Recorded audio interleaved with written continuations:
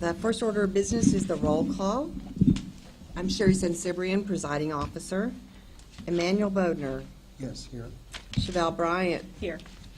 Dr. Tammy Camp could not attend today. Dr. Kristen Plummer-Culp. Here. Christina Kelly. Here. Kim Ringer. Here. Elizabeth Sterling. Here. And Michelle Tejada also sent her regrets. So we do have a quorum. And we do also have a new board member today. So I think just for her benefit and for anybody else who's still trying to figure out who's what, can we start, Kim, on this end and tell your name again and what your profession? Okay, Yeah, hi. exactly. And your role on this board. So. Hi, I'm Kim Ringer. I'm an audiologist and work with Oticon for many years, one of the hearing aid manufacturers. I'm Chevelle Bryant. I'm a speech pathologist. My name is Manny Bodner. I'm in the recycling industry, and I serve as a public member. And I'm Sherry Sensibrian, presiding officer. I'm a university person at Texas Tech Health Sciences Center. Speech pathology. Sorry, Christina. My name is Christina Kelly. I'm a speech pathologist, and I'm in the medical end of the field at Baylor Institute for Rehab. Elizabeth Sterling, a longtime deaf education teacher and public member. I'm Kristen Culp. I'm an audiologist at a hearing aid clinic here in Austin. Thank you, everybody. And staff will be introducing themselves later as they give reports, so there's a lot of them to keep up with. So we'll let them tell you who they are and what they do. The next item of business is approval of the minutes. Christine sent out the minutes from our meeting January 4th. And did everyone get a chance to take a look at those? I didn't find any changes that were needed. Did anyone else find anything to change? If not, I would entertain a motion to accept these minutes as submitted. So move. Moved by Manny Bodner. I'd hear second. Second. Is that Chevelle? Yes. It's like, where did I hear that voice from? Okay, all in favor? Aye. Aye. Great. Motion carries. The minutes are approved. Public comment. Do we have anyone wishing to make public comment today? No. Christine, nobody filled out a form or anything? No? Okay, great. Madam Chair, Manny Bodner here. Just to remind us, in which way are public comments advertised is not the word, but the communication of the opportunity to make public comments. How is that distributed? Mary, you want to? I do. Mr. Bodner, Mary Winston, TDLR. When we post for the meetings, we post the agenda. During that time, the same comment on our agenda item is public comment. We have people to email in and ask about making public comment. In many meetings, we have many public comments. So it just depends on what's going on in the given profession, but it's advertised via the web, via our Facebook page. We list this information, Twitter, our normal methods of communication, and on our website. So if you're on the mailing list, you also get the same agenda, and it says anyone wishing to make a public comment, fill out a form, and give it to the specialist. Now, I know, again, Manny Bodner, again, I know in previous meetings, it's been reported that the commission has received numerous inquiries and questions, and we're answering those questions. Hasn't risen to the level of coming in person and making a comment. So am I to assume that we're doing such a great job, or am I to assume we need some better communication? I don't know how to interpret this. That the board that you're a part of, these professionals are doing a great job. We will have a report given by our customer service division, and you'll hear a little bit more about the great job that they're doing and ever growing and trying to ever improve. We make a lot of communications, so much so that sometimes people just don't feel like they need to come in to make a public comment in the meeting. They communicate with us all the time. Again, I don't want to be disrespectful, but representing the public, I feel incumbent just to make observations. Again,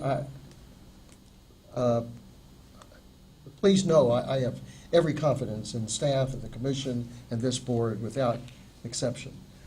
But the concern that people have for their government is not a secret.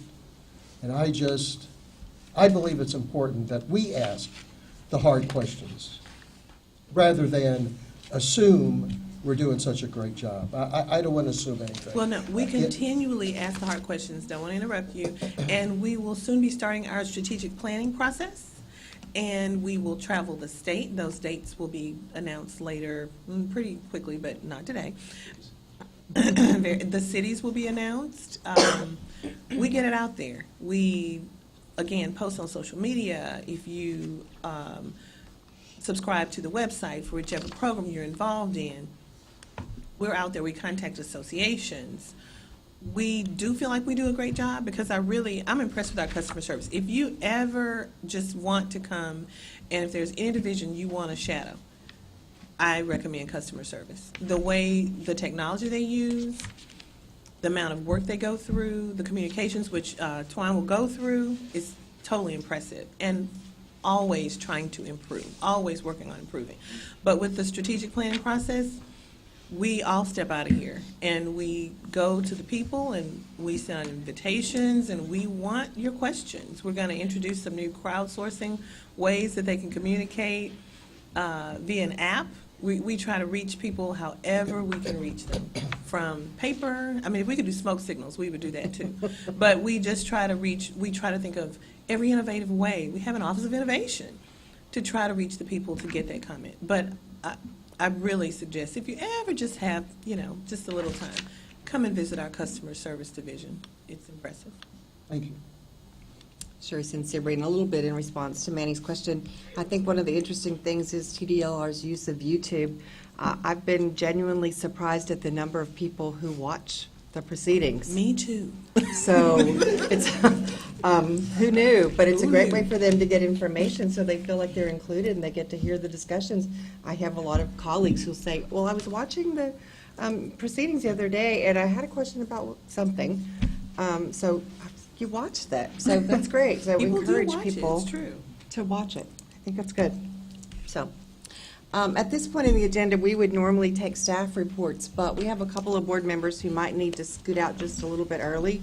So to make sure that we have a quorum and their input, I would like to move items F, G, H, and I ahead of the staff report so that we can take votes with everyone here and also talk about future meeting dates while we still have everyone here. So, and Wendy Pillow is ready to go for item F, yes?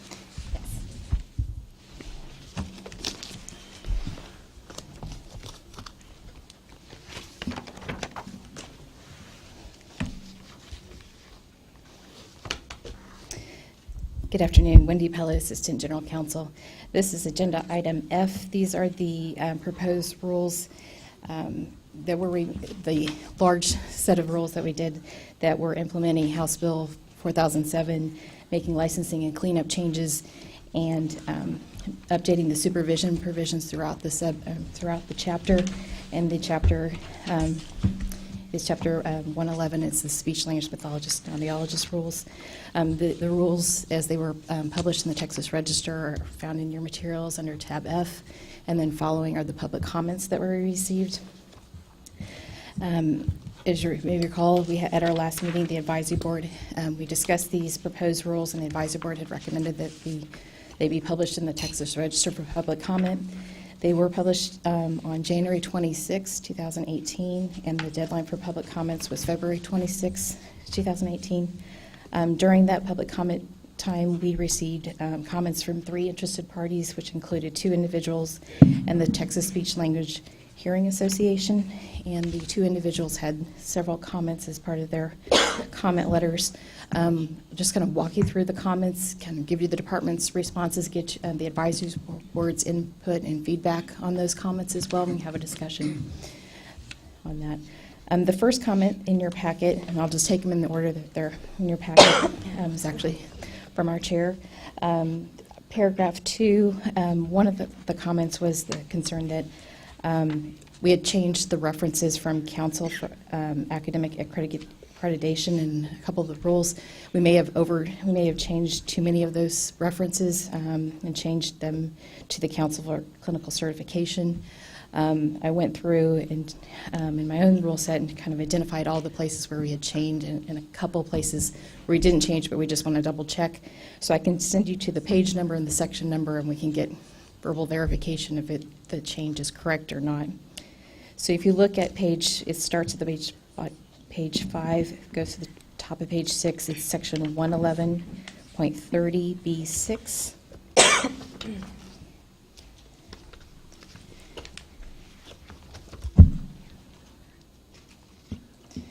And we had changed it from Council on Academic Accreditation to Council for Clinical Certification, just to confirm if the change is correct or if we need to return it back to the correct. The change is not correct. So the basic principle is that universities are accredited by the Council on Academic Accreditation. Individuals are certified by the Council for Clinical Certification. Okay. So if it mentions the university, it's going to need to be Okay. Council on Academic Okay. Accreditation. So that the page 5 will be changed back to what it looks like in the existing rules without the change. And there's a reference on the top of page 6 we didn't change, and that still stays the same as Council for Clinical Certification because it's the individual. Right. Okay. Next change is on page 7, or next area to look at page 7. It's section 111.35B3. And that one should not have been changed. So that needs to go back to academic accreditation, Council on Academic Accreditation. The next is on page 10, section 111.40B6.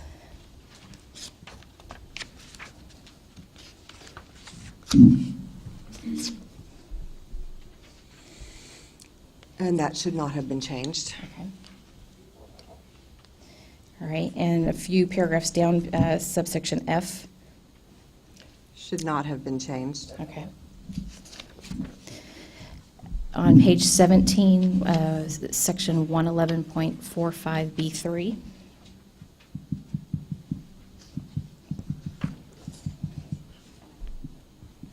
Should not have been changed. Okay. Page 19, 111.50B.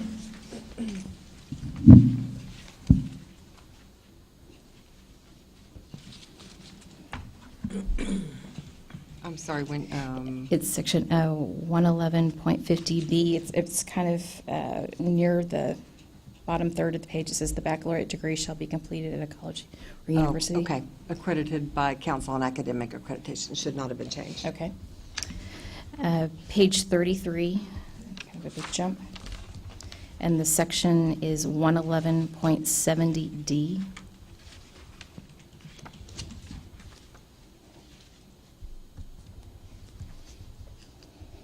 This one we didn't change, but just want to verify that it's correct as written, because it has the reference. That one is correct. That's correct? Mhm. Okay. The next page is page 34, section 111.75B3. That is correct. So it should be Council for Clinical Clinical Certification. certification is correct in that case, yeah. Okay.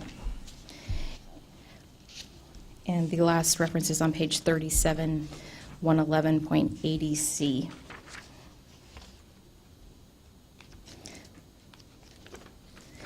It's at the top of the page. We did not change it, but just want to verify that It's correct. it's correct. Uh-huh. Okay. Okay. Sorry to go through that. We just want to make sure we got all the references right. Uh-huh. Didn't. Too many councils. Right, we want to make sure we're referring to the right one, and we can make that change. That's within the existing rules, and it's a cleanup. We can go back with making those changes. The second comment from that commenter was relating to Rule 111.50A3 and E, and that's found on pages 19 and 20 of the proposed rules. And this is regarding the assisting experience for the SLP assistant license. There's a question related to the rules about whether the 25 hours must be earned while enrolled being the key word there as a student. Basically, the comments wanting to know, the rules don't specifically say enrolled. It says they have to be obtained with or obtained through, and wanted to know whether universities could offer another way for students to get that clinical practicum in those assisting hours. Maybe get some more feedback from the chair on this in terms of the issue that's happening, but in our reading of the rules and of the statute, that these the statute and the rules don't require that these hours be obtained while the student is enrolled. They provide that the hours be obtained within or obtained through. So we think that we could make that clarification and interpretation in our response to these rules, and also ask if we need any clarifying language there in terms of obtained within or offered by, if that helps clarify, or obtained through or offered by, that type of clarification. But I kind of turn that back to the advisory board for that discussion. Cyprian, that I think the original intention was always under the auspices of a university, so it didn't say enrolled, and that is what we hoped it meant, but I didn't want it to be interpreted the other direction, because we are having so many people go to work as SLP assistants who've not really gotten the hands-on experience. They have 25 hours of observation, but they do not get the direct clinical treatment experience. It makes it a little bit harder for them to be employed, and more importantly, from a standard of care issue, makes them less prepared to take on that job.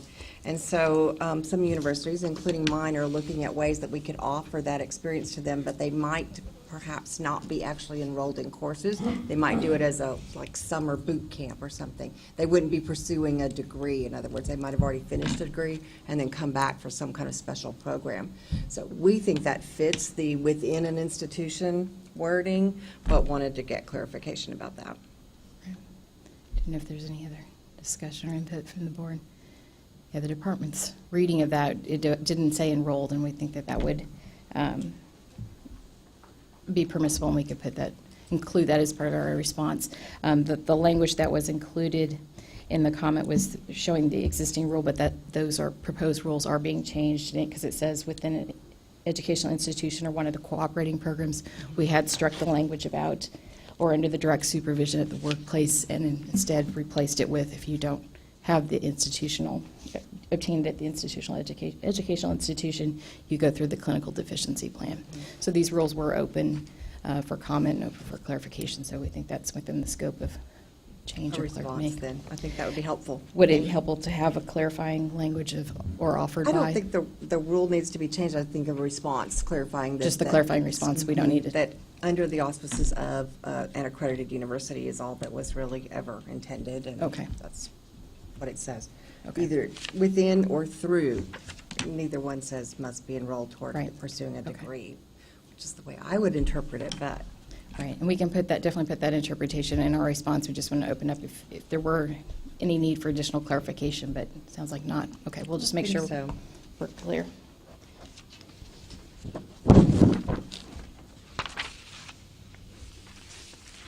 Okay, the next comment, and this turns to the next comment letter. The commenter had wanted to change section 111.151 regarding the consumer information and display of license, and in particular the provisions that were requiring the licensee display their license certificate with current license card in the primary location of practice. While we appreciate the comment, this is not something we can change today. This was not a rule change that was open for public comment. The entire rule was, but these particular sections were not open for public comment. In fact, when you look at the Texas Register text, it says no change for those subsections. If this is something that the advisory board would like to look at in the future, maybe send to a work group and revisit this in terms of certificates and where they're placed, especially if they're placed in practices where you've got multiple people working there, multiple specialties, what's the best place to do that? We could definitely do that in the future. It's not something we can change that we can make as part of this rulemaking, but if that's something the advisory board would like to send to a work group for future study, we could do that if you'd like. Sure, Sabrina. I think it would be helpful, given that more than half of our licensees practice in public schools, and the place where they deliver the services may not be a place where you can hang your sign. I think we need to bring these in line with the fact that that's just not how things are done anymore. Right. So, And we should go to work group. Go to work group. And we've got, obviously, many other programs who have requirements with signage, that we've got other examples of places Other that can, wording. the wording in places, and they've had those discussions about where's the appropriate place for that profession. So on that issue, we're declining to make the change, but the advice where we can definitely send it to a work group for future study. Okay.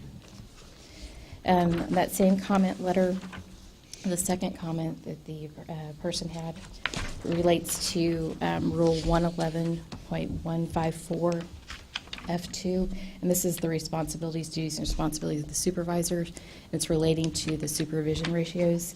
The proposed rules had changed the rules to go back to the number of supervisors to assistants and interns that was previously at DSHS, in terms of returning it to being supervised no more than a total of 4 audiology interns and or assistants. Before, the current rule had a distinction between the type of degree.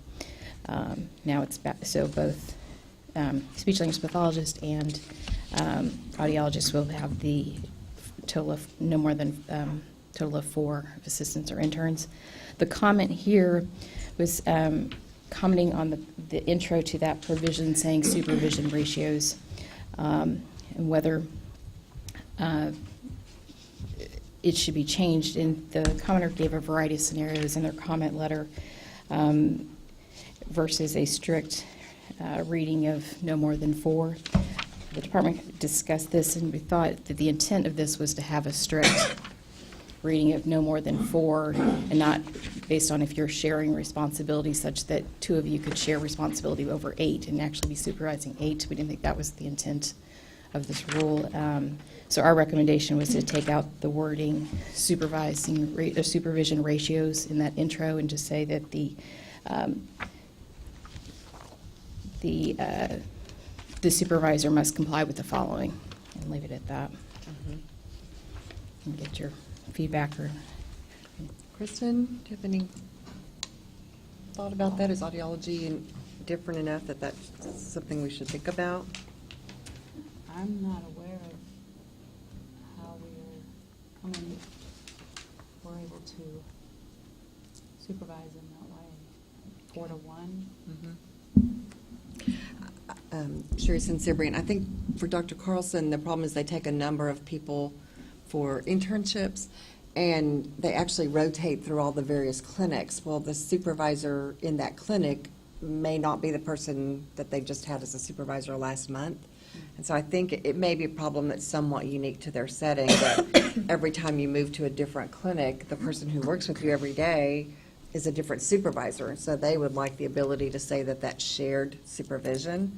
I understand what she's saying. I just think it may be so unique to their setting that it's not an issue for very many other people. I don't know. Anybody else?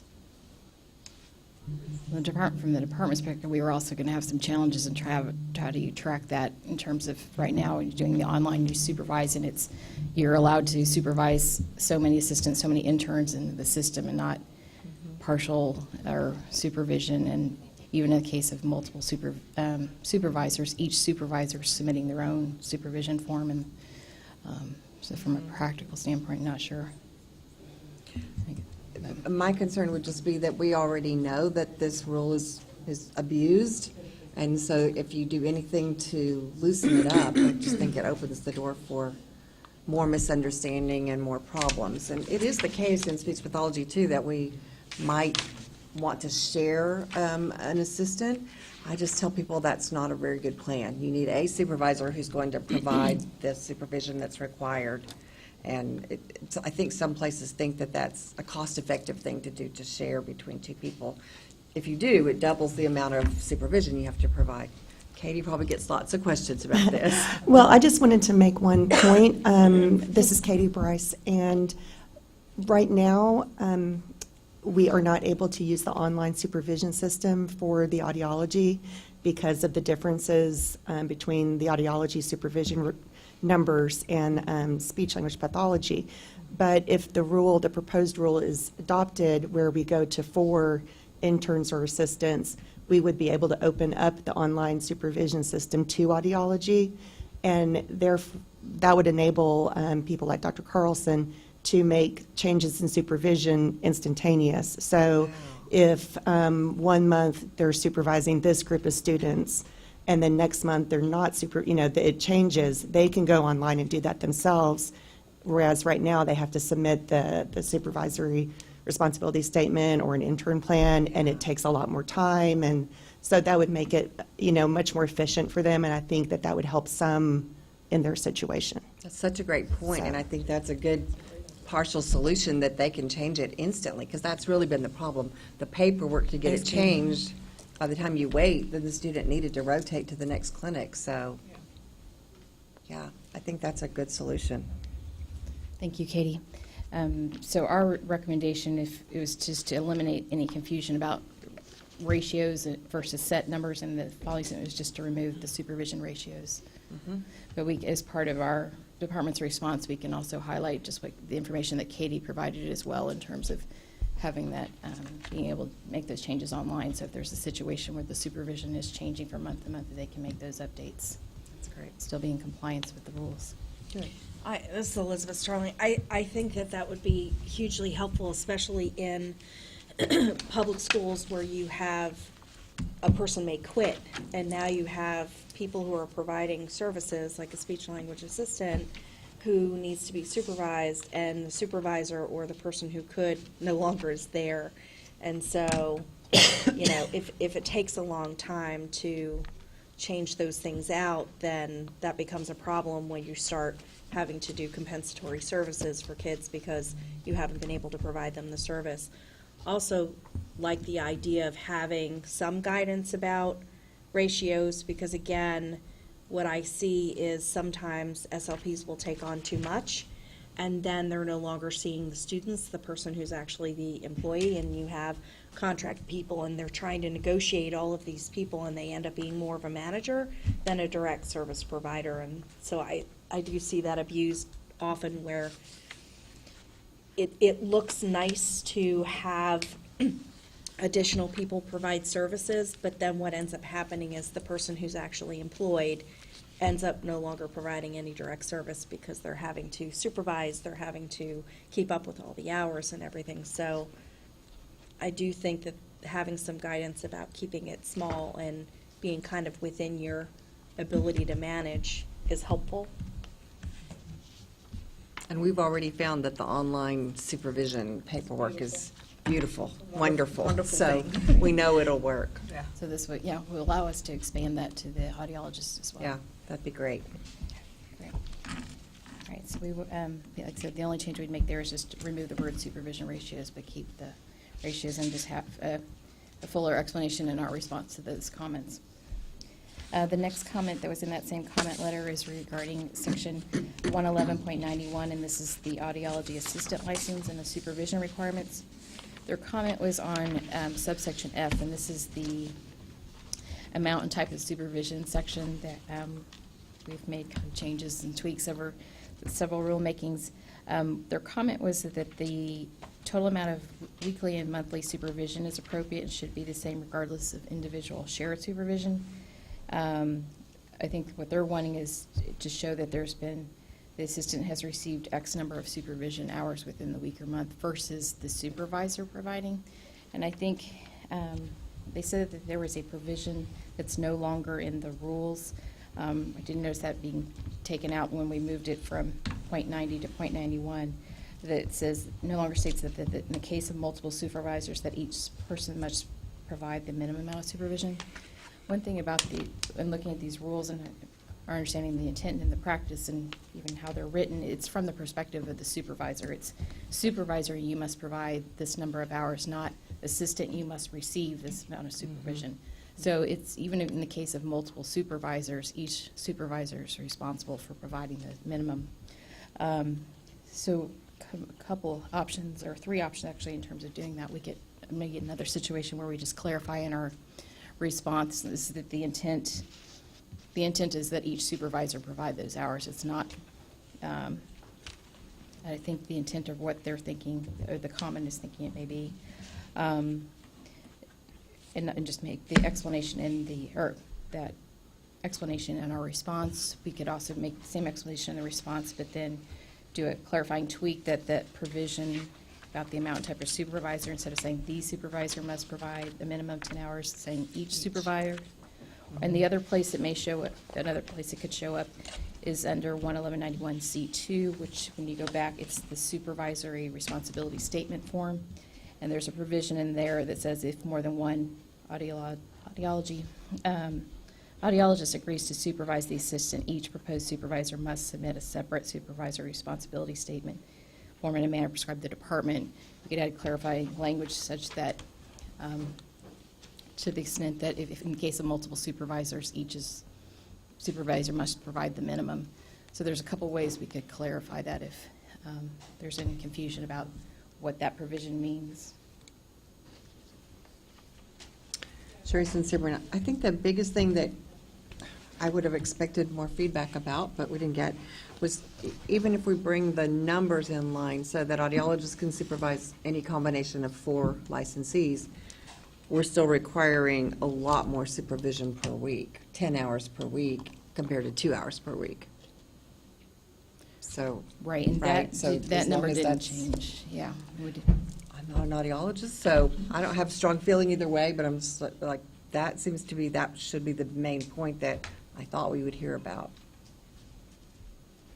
I guess we didn't. Do we need to just add supervision must be provided by each supervision? Just I think that's, 3 extra yeah, words? Wendy's saying Oh, each supervisor must instead of the. For each week work? Yeah, we can say each supervisor, there's a couple ways or probably more than that, ways we can change it and run the amount and type of supervision. We can say each supervisor must provide a minimum, or you could go back to when they do the supervision form, that you say if you have multiple supervisors, each submits the form and each is responsible. Or we can Just add even a change provision the to each. even, Right. right ways we can do this. Or add a new provision to this, just to clarify. We're open to Right. suggestions on that. I think whatever is simple for the wordsmithing is good. And, the part that I think you can expect, Tuan and everybody else who deals with the public being, the professionals, not consumers. I don't think consumers will ask.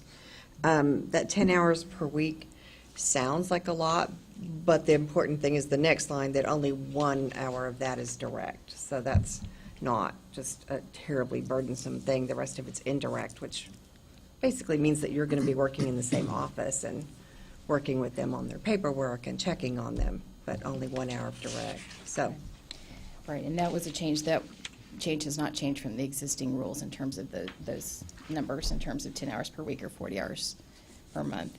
It shows up new because we relocated it from .90 to .91, but we kept what was there. we kept it there and we just kind of reorganized that section into some smaller subsections. It sounded like maybe changing each supervisor must provide a minimum. I think Is that that'll there, or clarify. Or more, do you wish like a fuller statement added there somewhere as well in terms of, example, if multiple supervisors, each supervisor must submit and provide a minimum supervision. But is her question shared, one supervisor sharing several assistants? Yeah, she's thinking about it, Wendy's saying, thinking about it from the supervisor's perspective, but she's thinking from the supervisee's perspective. They would just get a total of 40 hours a month, but they would also get a total of 4 hours a month of direct, even if they were working with 2 different people, and I think that's pretty generous. So, Right, I mean, if the advisory board was wanting to revisit this in the future, I think that would be a drastic change to flip it from the perspective of supervisor, you must provide this number of hours, versus assistant, you receive you know, because they have one supervisor, the assistant may get 10 hours per week, 40 hours per month, but if they've got multiple supervisors, they're going to get a lot more. So that type of change, I think, would be significant. We need to reopen that if that the work or the advice board's wanting that direction. I think from her perspective, I think we were going to clarify that, you know, the intent is, and in the way rule is written, it's from the perspective of the supervisor. So each supervisor must provide this allowance. Yeah, she was hoping that was not the case, but I think it was still our Right. intent. Right, and so That it is we the can make that case. clear in our Yes. explanation, but if we need to also answer this question for future, or other people who may not have commented or have the same question, that we make sure that's clear going forward.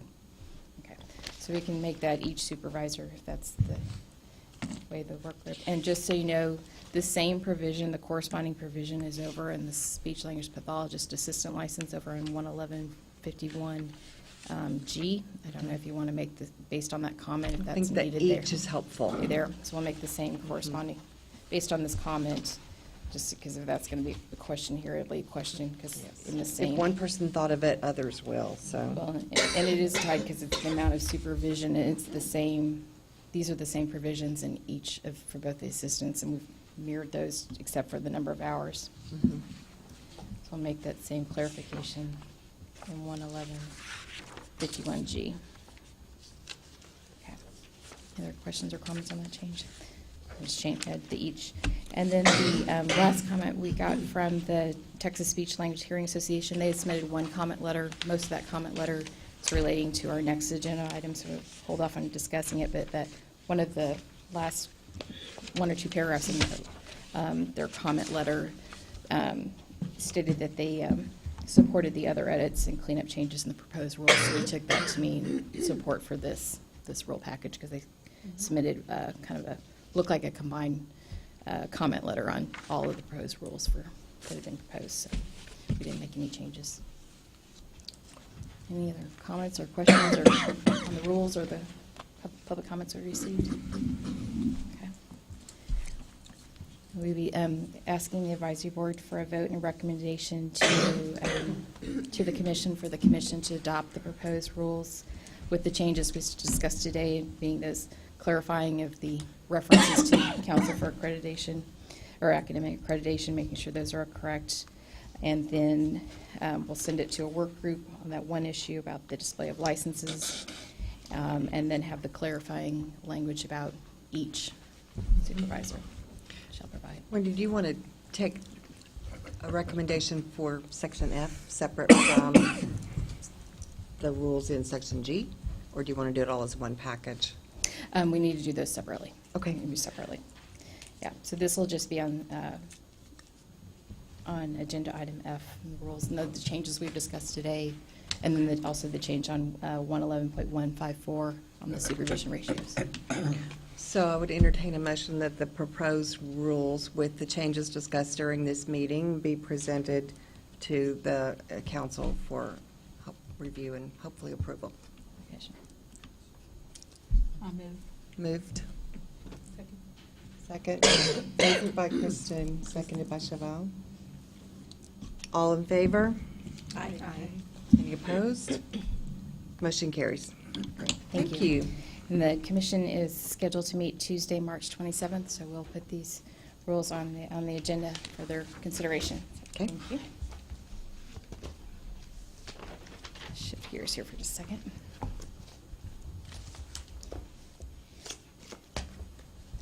The next item, again, Wendy Pello, Assistant General Counsel, is the agenda item G. And again, the proposed rules as published in the Texas Register are in your materials under tab G, followed by the public comments that were received.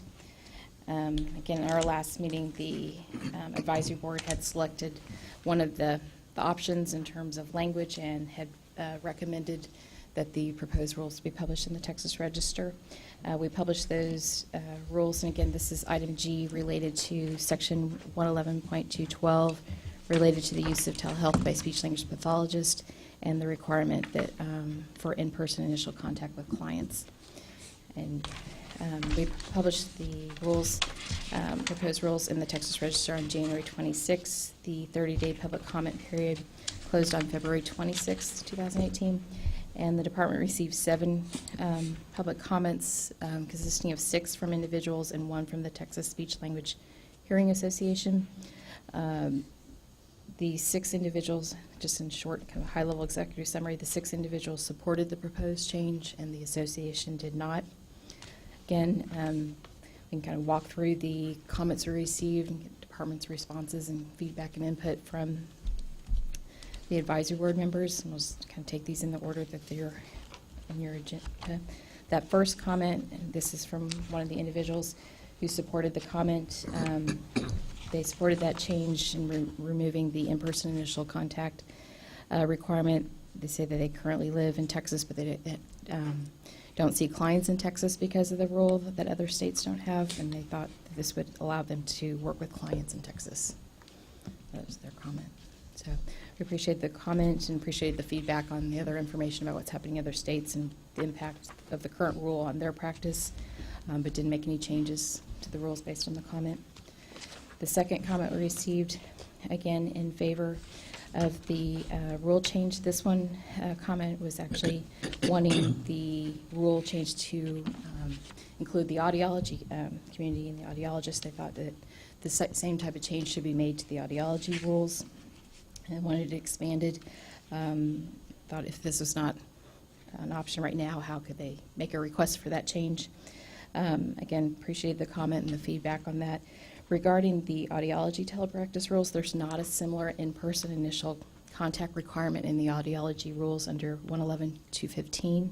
The requirements for providing telepractice services in audiology. This was one of the first options we had brought back in our meeting in November, was to eliminate this rule completely because there wasn't a corresponding rule in the audiology. We decided to, advisory board decided to have a rule in there so it just wasn't all of a sudden a vacuum of not having a rule in place. There are, just to note, there are an in-person initial contact requirement in the joint rules with the hearing instrument fitters and dispensers as it relates to telepractice for the fitting and dispensing of hearing instruments. Those rules have been referred to a joint work group for future discussion and revision. So that rule has been flagged. And in terms of anybody who wants to request a rule change, those provisions are set out in our procedural rules of the Department and the Commission. It's in our Chapter 60 rules, specifically Rule 60.102, and those rules are posted on our website, and that set out the requirements for somebody who wants to submit a rule petition. The third comment we received for interested parties supporting the rule change.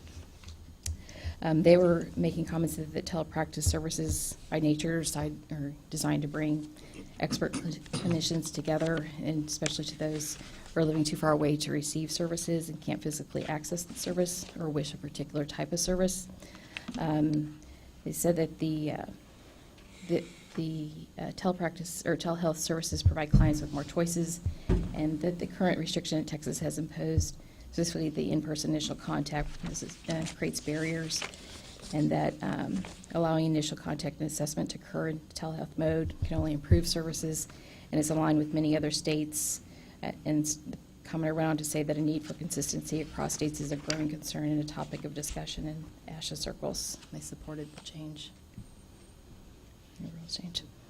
So again, we appreciate the comment. Didn't make any changes to the rules based on that comment.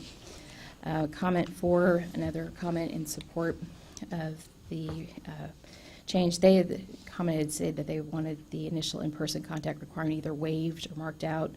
They had wanted to open their own clinic serving children and adults from underserved areas in Texas, and currently unable to serve more patients due to the current rule.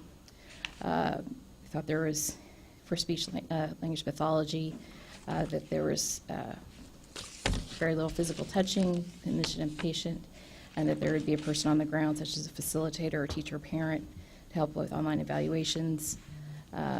Noted that there were companies now offering telepractice from outside of Texas, and that they were wanting to have Texas companies be able to offer these type of services for Texans. Went on to note that additionally insurance companies have all approved the use of telepractice or teletherapy for speech pathology, including the American Speech and Hearing Association. And they thought that the removal of the rule would open the door for underserved areas for these services. comments. We did appreciate the comments and appreciate all of these comments, all the feedback and additional information they provided us with. Didn't make any changes to those comments. And while the person who is requesting either be waived or marked out, I think we interpret this to mean that they would support the rule by having it amended because the initial in-person requirement has been eliminated and has been changed to be up to the licensed speech language pathologist to make that determination whether the initial contact's in person or by telehealth. So we can end up at the same place on that. The fifth comment received also was somebody in supporting eliminating the need for the initial in-person contact. This person has worked in California, Illinois via teletherapy and has found student success with evaluations as well as therapy without the need for initial contact in person. Again, thank them for their comment, changes, comments. The sixth comment in your packet, I'm going to skip it and come back because that's the comment from the association, and I just want to finish all the comments that are in support first, so I'll come back to that. Comment 7, this is a person who had providing speech language pathology services in school districts and schools in several states. They used to have a caseload in Texas. They had identified the shortage of speech language pathologists in the schools, and this was kind of the focus of this rule, of this comment letter, is that teletherapy is really a must for schools, can reduce the provider gap, but they said this initial in-person contact for assessment is delaying services, that schools are having to wait until someone who can come and visit the school and make that assessment. So their comments were saying that services could be delayed weeks and that the students should have to wait. The commenter also stated that teletherapy is a proven service mechanism for the students that they had served, and the students they had served have thrived. Commenter stated they were trained professional and comfortable using teletherapy, and to be able to assess the students' needs and address the issues if teletherapy is not appropriate for a student. Also wanted to say that's part of their speech language pathology license. They can't engage in unprofessional conduct that would endanger health, welfare, or safety, and can only provide services within their competence and scope of practice and scope of competence. They felt comfortable using the technology and felt like the licensing laws already put in enough protections to ensure that they were using telehealth and teleservices appropriately, and thought that the in-person initial contact would hamper the ability to provide the best possible services to students. And again, we thank them for their comment and the information about what's happening in other states, what's happening with the school districts, what they anticipate the changes would be. So those were the comments in favor of the proposed change. If you have any comments or thoughts on input, okay. And we'll jump back to the Texas Speech Language Hearing Association's public comment. This is the one comment we received that was not in support of the change.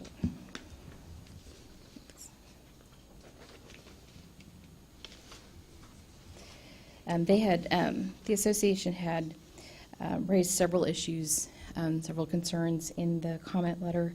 They had expressed concerns that the proposed rules conflict with the best practices. They stated that best practices require a licensed speech language pathologist to evaluate and determine best course of treatment for a client, since the licensed speech language pathologist is ultimately responsible. In addition, the assessment and ultimate decision must be made by the licensed SLP in a face-to-face meeting with the client in accordance with best practices. They expressed some concerns with that the proposed rule challenged the limits of their code of ethics. The comment recognized that the FTC this type of rule language had been challenged by the FTC in other regions. However, the comment stated that the statute is really a public protection act and should not be compromised to accommodate therapy providers that don't have licensed SLPs available on site to provide services. I thought that the quality care should be the mantra for delivery of services. Just kind of We appreciate the comments. We do want to address it. The department was not proposing any changes to the rules based on the comments, but we do want to recognize their comments and address those. I guess about best practices, we would agree that the licensed speech language pathologist must evaluate and determine the best course of treatment, since they are ultimately responsible, and we think the proposed rule does that by making the determination, putting that determination in the hands of the licensed speech language pathologist to make that determination whether initial contact should be in person or through telepractice. We thought that they'd be able to use their professional judgment, and they would consider the relevant factors. Right now, that current rule creates a blanket requirement that all initial contacts be performed in person, which does not allow for professional judgment of the licensed SLP. It just has across-the-board restrictions. A second note, just with the best practices, we know there wasn't a specific copy of best practices attached to the letter or referenced in the letter, but we wanted to make sure we were doing our due diligence and researching. So I looked at the TSHA website in terms of their resource. I didn't find anything labeled best practices, but they had resources on telepractice resources. And on the pages that were accessible to the public, they have some member-only pages, but the public pages, there weren't anything about requiring initial contact with the client. There's a professional resources page that included links on a variety of topics, including telepractice, and that link takes you to the ASHA practice portal. So we looked at that website as well, the ASHA's website. They've got, under the practice portal, they have a whole section on telepractice. It includes overview, key issues, resources, and references. Under their key issues, we thought they're all relevant, but in terms of three of them that were really kind of relevant to this proposal, was relating to roles and responsibilities of the SLP, client selection, and practice areas. In terms of the roles and responsibilities, that those sections were stating that for audiologists, selecting clients who are appropriate, they're responsible for selecting clients who are appropriate for assessment and intervention services via telepractice, and they're responsible for selecting and using assessments and interventions that are appropriate for the technology being used and that consider the client's disorders and other variables. So it's kind of putting it in the hands of the speech language pathologist. They had a section on client selection. This section stated that because clinical services are based on unique needs of each individual client, telepractice may not be appropriate in all circumstances or for all clients. The candidacy for receiving services via telepractice should be assessed prior to initiating services. The client's culture, education level, age, and other characteristics may influence the appropriateness of audiology and speech language pathology services provided. And then this provision went on to list several factors that may impact the client's ability to benefit in terms of physical, sensory characteristic, cognitive, behavioral, and motivational characteristics, communication, and client support resources. But in those provisions, it never said that there needed to be a face-to-face assessment. It needed to be an initial in-person contact in terms of that type of assessment. And in fact, when you go to the practice area, there's a section for audiologists and for speech language pathologists.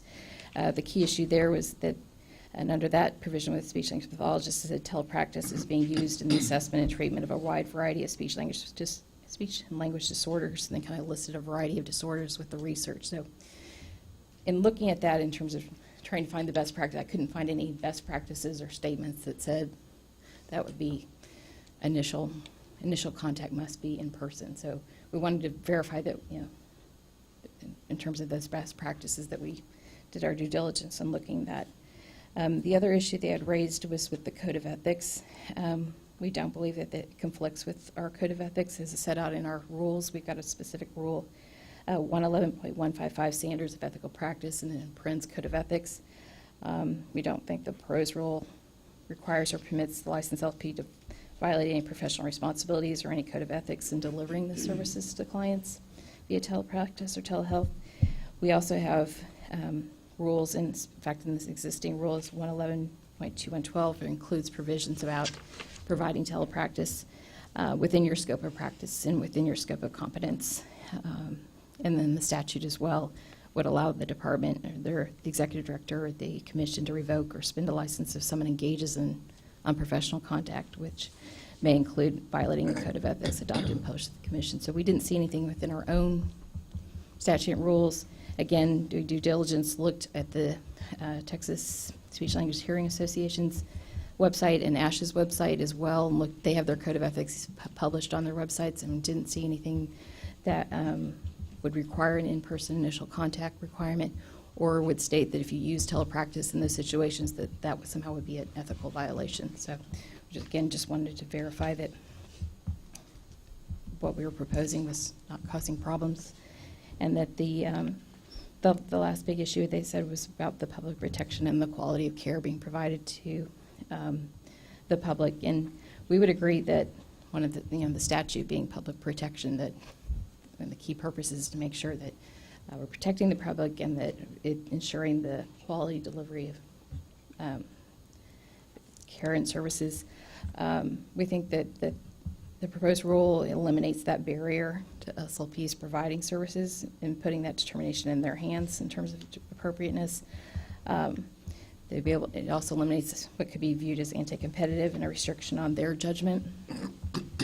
And it eliminates a restriction, makes it easier for them to provide services to individuals who may need those services remotely.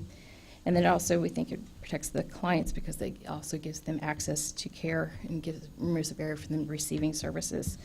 I think it'll benefit those who don't live close to SLPs, or there may be areas where there may be shortage, or their type of condition is completely appropriate for using telehealth. So we think that the proposed rule keeps all that consideration, or removes the barriers, puts the judgment, the determination in the hands of the licensed SLP, and removes the barriers for them receiving the service. And again, the rules already provide for the quality of care, that the standard of care that's being provided through telepractice, telehealth, has to be the same level as the in-person care, and I think that's always important to remember. So those are kind of walking through the comments, and the department's responsive to those, but we definitely want to get feedback from the advisory board in terms of your thoughts on those comments. And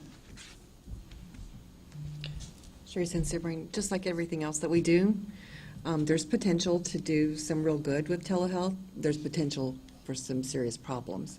I have sat in sessions where companies, not individuals, promised that they could serve every child in a school via telehealth. And making that kind of statement a priori is not good for the public.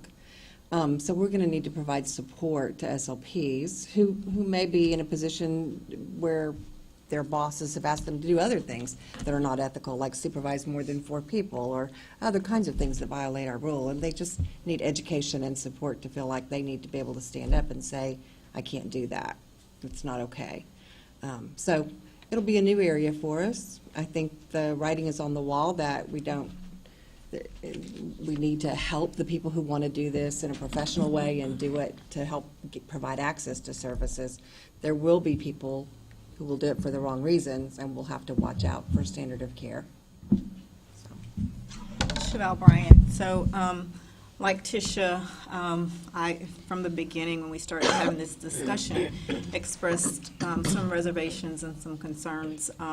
However, I will say that, to your point about, if there's a conflict ethically or if there's a conflict with best practice, I would have to say that there's not, and just, again, emphasize the fact that the SLPs still have the clinical authority to make those decisions regarding, like with any type of service, whether you're providing it in face-to-face or via telehealth, the therapist still has, that clinical decision-making power to say, yes, this is appropriate, or no, it's not. So I think it's important that speech pathologists recognize that they do still have that.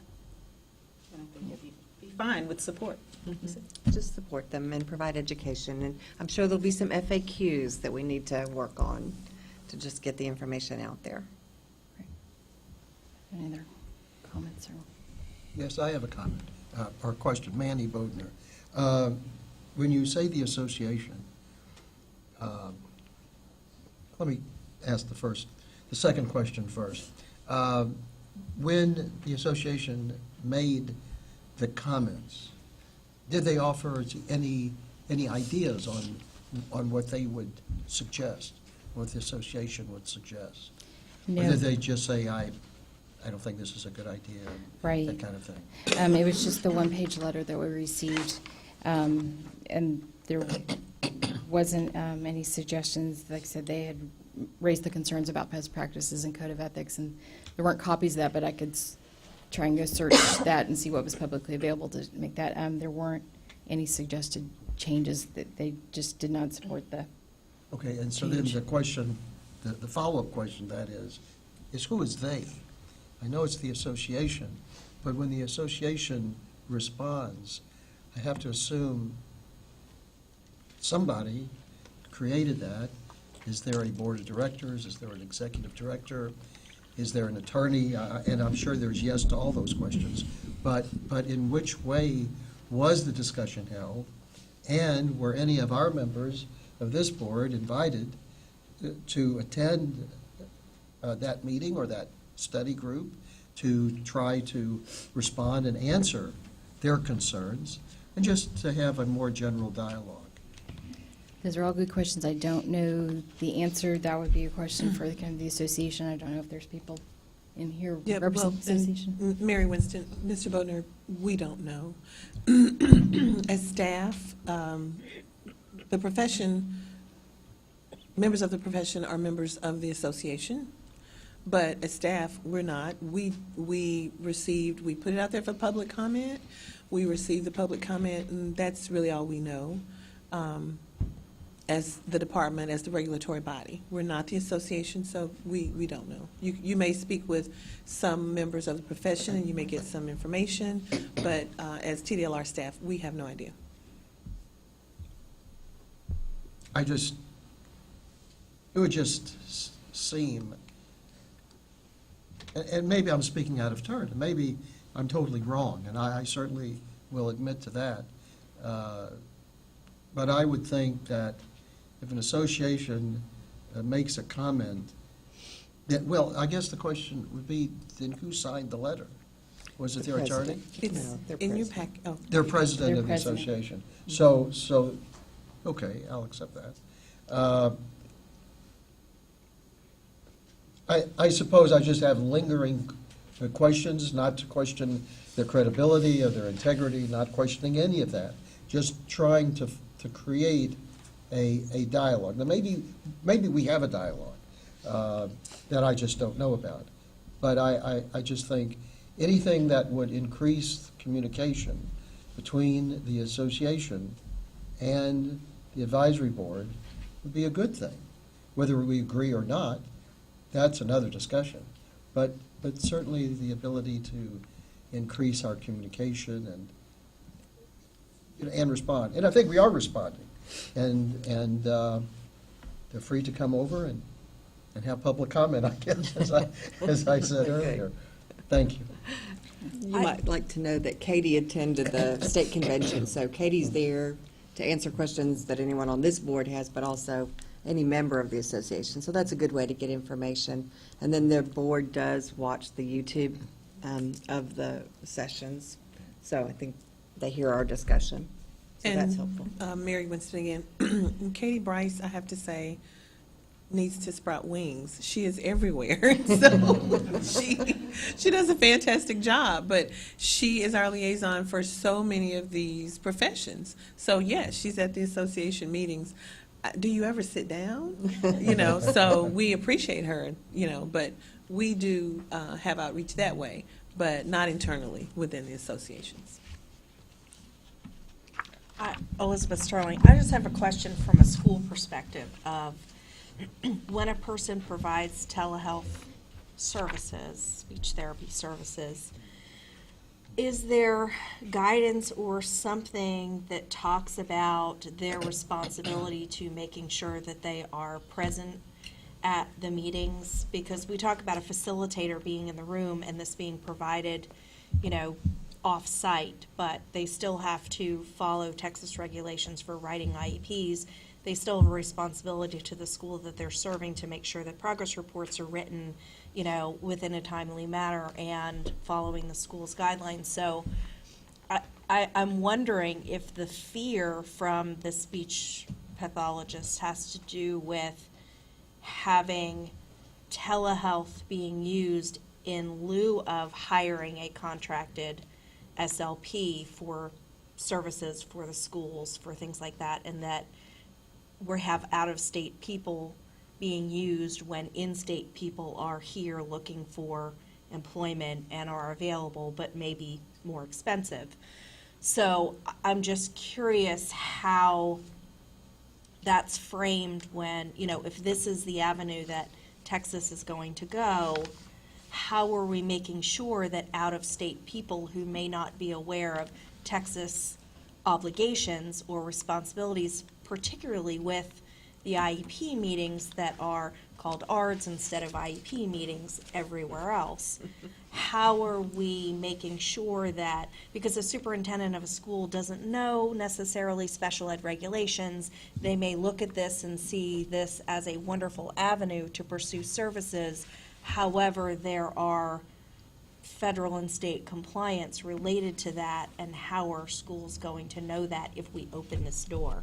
So I'm just curious how we're going to, and maybe that's not this group's, obligation to provide that, but at the same time, this is kind of where people are looking for those things. So I'm just curious from a public perspective, but also from the schools, how we're addressing that.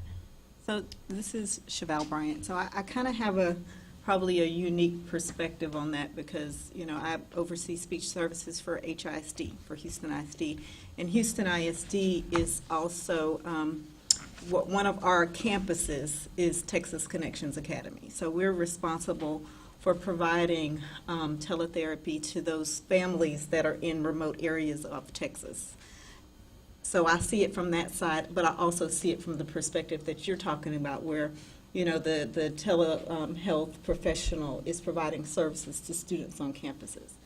Either way that is provided, the school district or the clinic or whoever is in charge of overseeing that facility has to have some oversight, right? So we still oversee, the IEP meetings and the way goals are written and the way, all of that happens. There still has to be some oversight from, administrators. So the telehealth provider has to have guidance in that area, so they can't be left to do that on their own.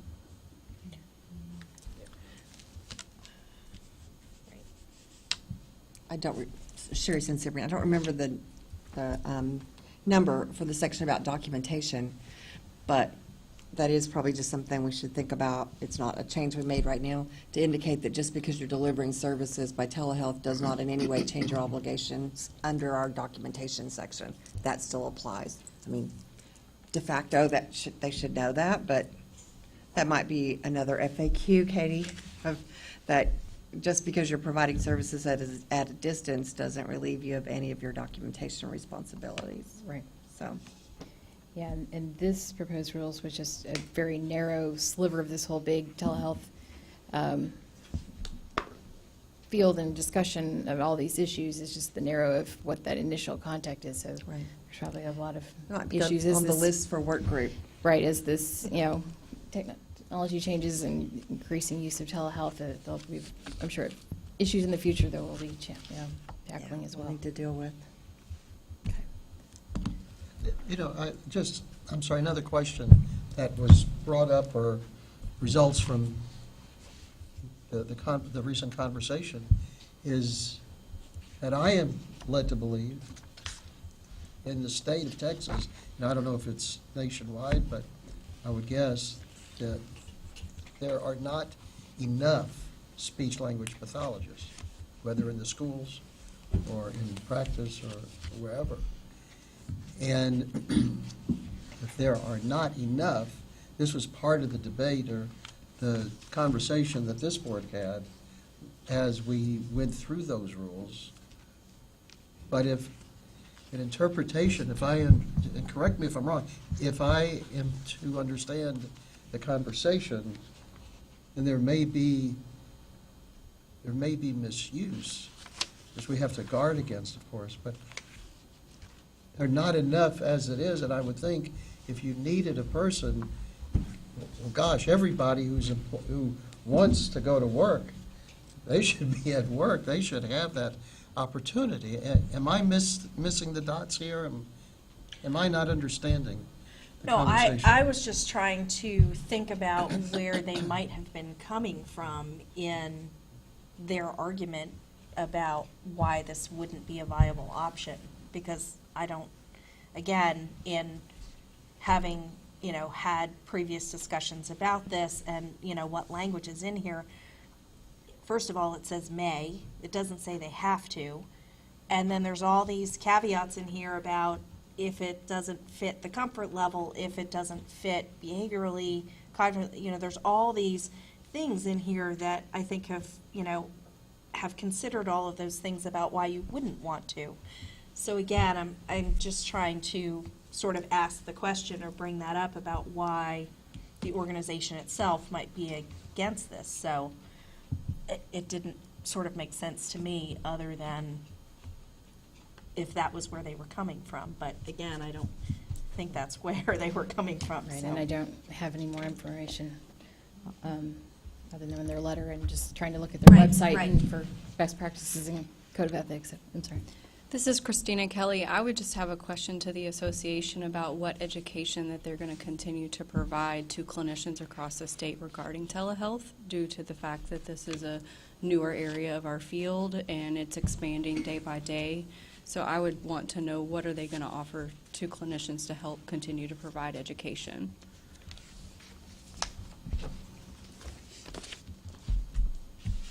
Mary Winston and Ms. Kelly, I bet you get that answer.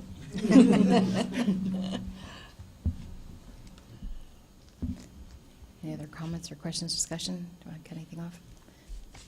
Okay. Well, based on the department's response and based on your discussion, it doesn't sound like the department was not proposing any changes. I don't want to read into anything, make sure that the advisory board wasn't proposing any changes to what was proposed.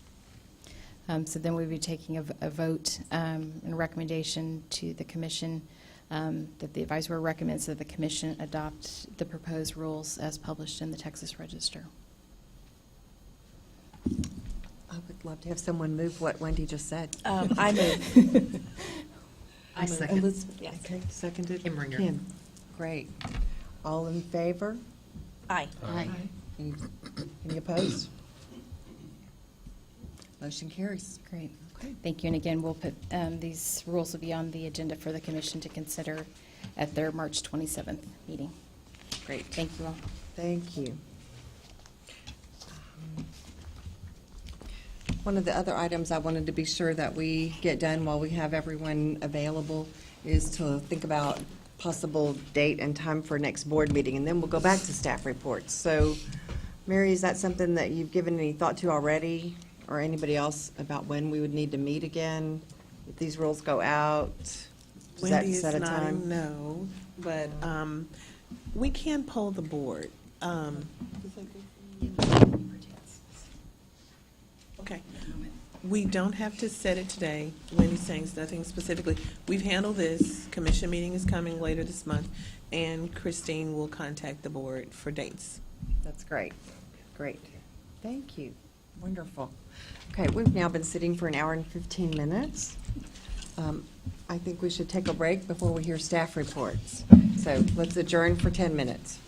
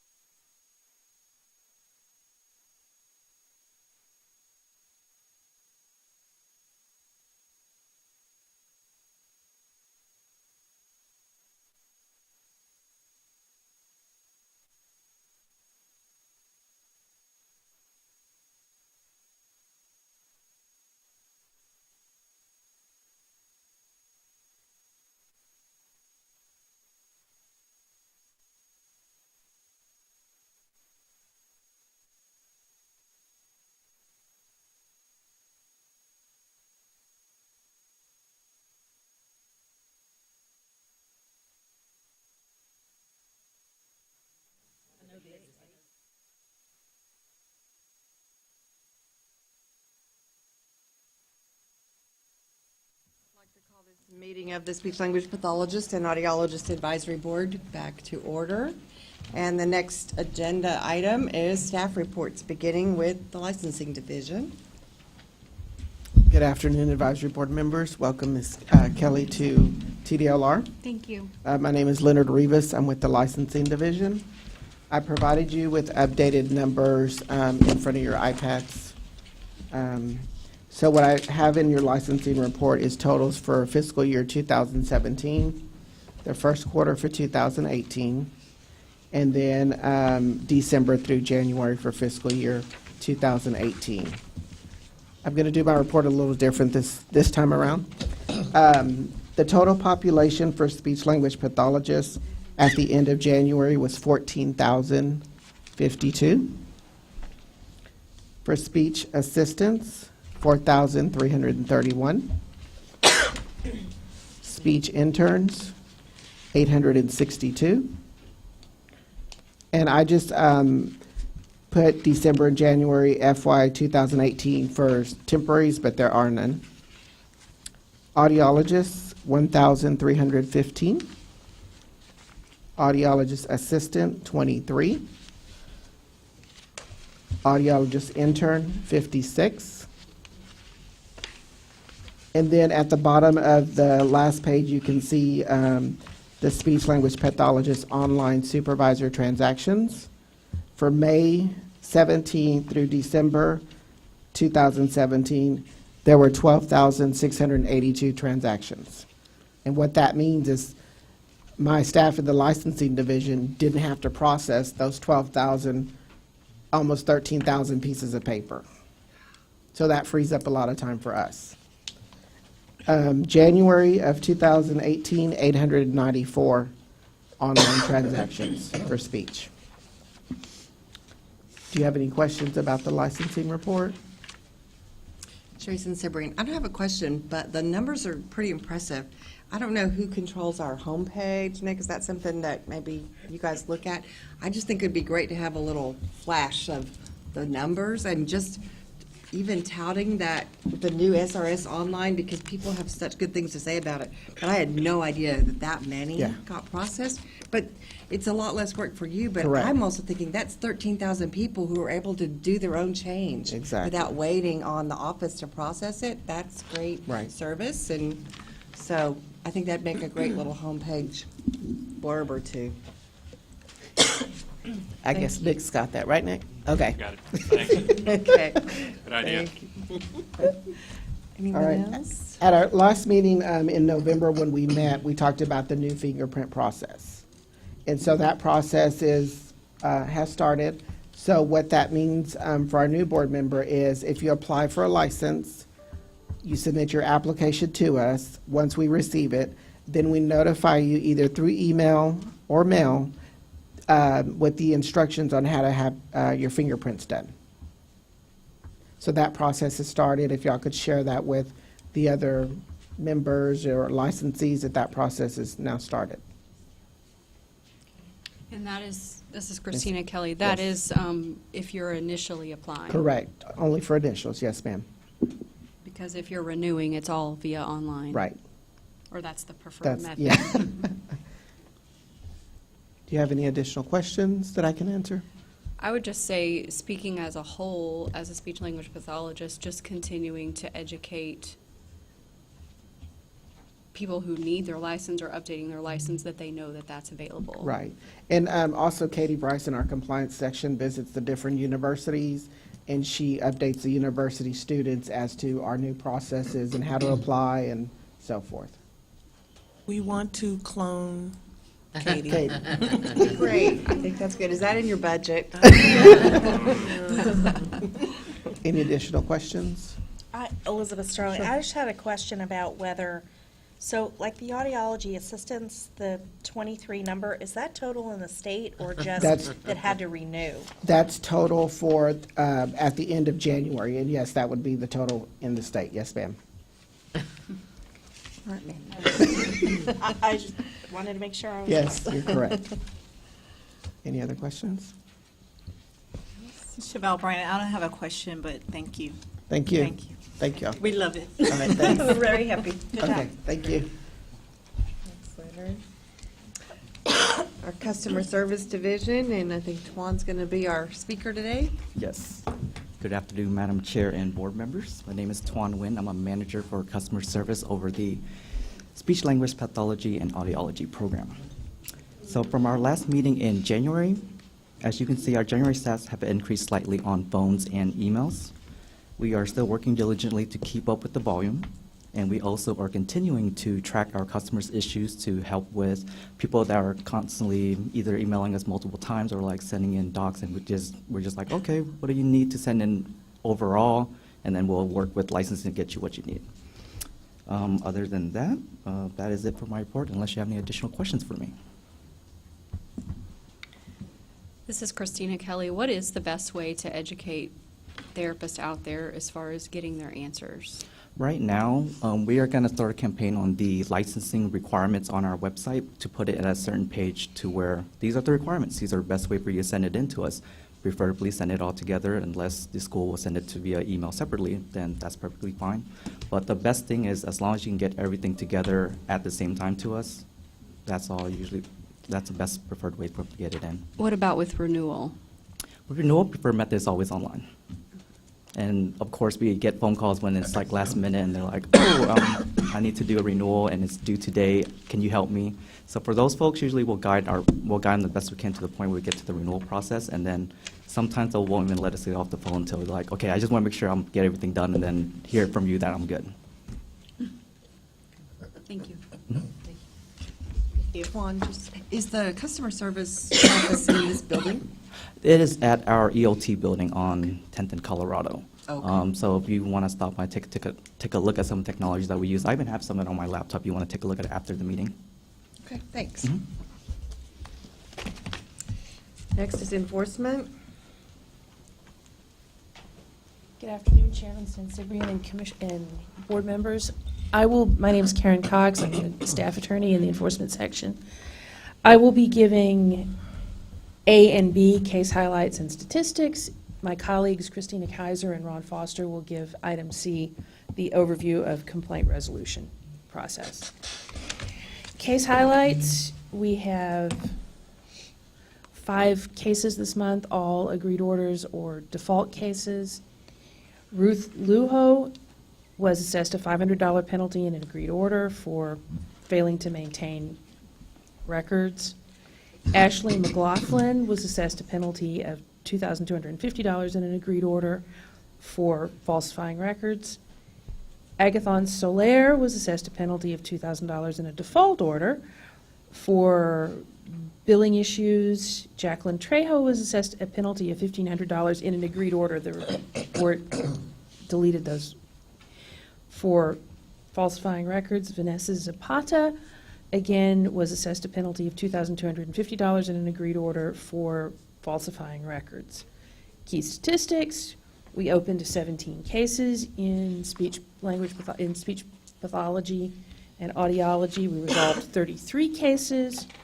We entered 3 agreed orders, assessed $5,550 in penalties, and collected $1,900 in penalties in this program. May I answer any questions on those 2 issues? Sure, Sensibrian. Karen, if a consumer wanted to look up their provider and find out if there had been a case, how would they do that? They can file an open records request, or they can call us, and we can confirm the existence of a case. If they call customer service and say, I'm thinking Yes. about receiving services from Susie Right. Jones. Yes, the extent of what they can receive depends a lot on the type of case and on whether or not it's open. Uh-huh. But we can acknowledge the existence of a case. And if the case has been closed, then they can get a little more information that way. Agreed orders and final orders are public. Obviously, the things that you've just read out are Right. public since we're on Yes. YouTube, right? So, Yes. So at that point, anyone has access to that information. Question, Manny Bodner here. Is this consistent with other state agencies, state of Texas agencies, i.e. the medical board?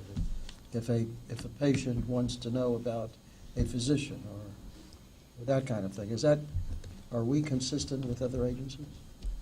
To the best of my knowledge, yes. There is a lot of variation because some medical boards have what's called super confidentiality provisions, where the existence of an open case is confidential.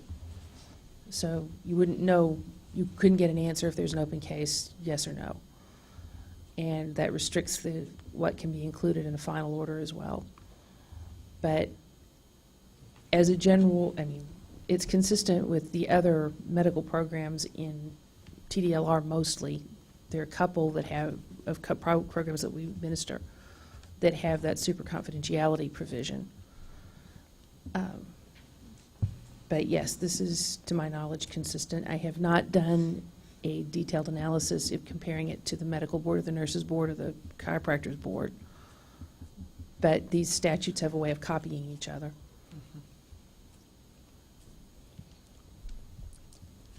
What else? Katie? And now I can turn over to the highlights part of my program with Christina and Ron.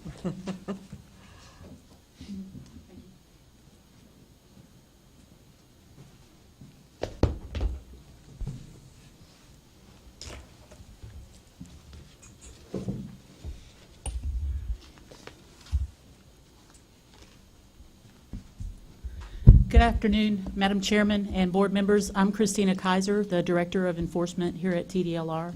And with me is Ron Foster, who is one of our senior prosecuting attorneys in the Enforcement Division.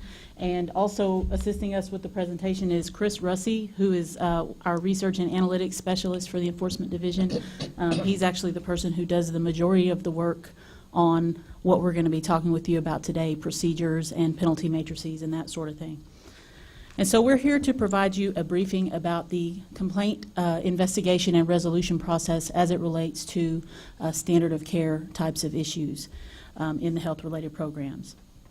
Having a few new members on the board, I wanted to start with just a very small overview of the enforcement process generally. And if you have been here before and heard this presentation, I'm going to make it much shorter because really this presentation only relates to one of the three big bodies of work that the Enforcement Division does. This discussion is primarily about consumer type complaints, so we're not going to talk about the other ones. So in general, enforcement is organized into three groups, and these three groups mirror the life cycle of a complaint as it moves through our process. There is an intake section, an investigation section, and then a prosecution section. And so when a consumer complaint comes in the door, the consumer complaint is assigned first to our intake section, and they review the case or the complaint to determine if it's a matter that is within our jurisdiction to resolve. And that's a legal term, jurisdiction, but it essentially means authority. Is there something in the statute or the rules that gives us authority to take action on whatever's being spoken about in this complaint? So if the answer is yes, then the case is opened for investigation and assigned to an investigator in our investigation section. The investigator has the responsibility of essentially developing the facts of the case and determining the story. The investigator is not a decision maker. The investigator is a neutral finder of facts, essentially. And so the investigator will interview the complaining person, the person who filed the complaint. The investigator will interview the respondent. That's the person who the complaint was filed against.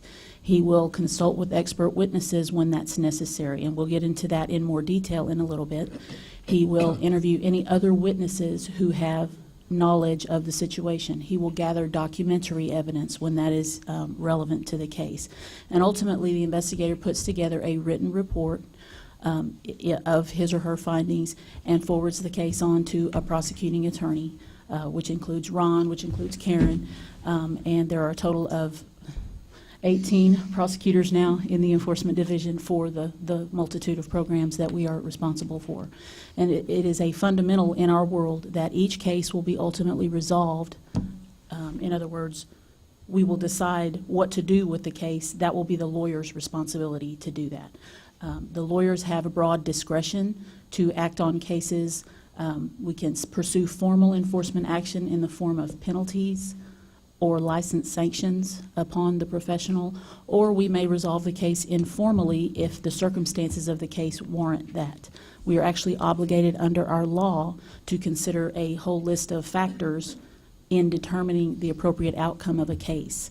And so sometimes you will see an informal resolution even when the evidence indicated violations, because the overall totality of the circumstances indicated that an informal resolution is the best resolution. An example of that is informally resolved. If a complaint is filed, but then in the course of the investigation, the respondent takes appropriate corrective action to put the complaining party back in a good place, assuming that respondent doesn't have a whole bunch of other history with us, we're going to consider the matter resolved to the satisfaction of the complainant.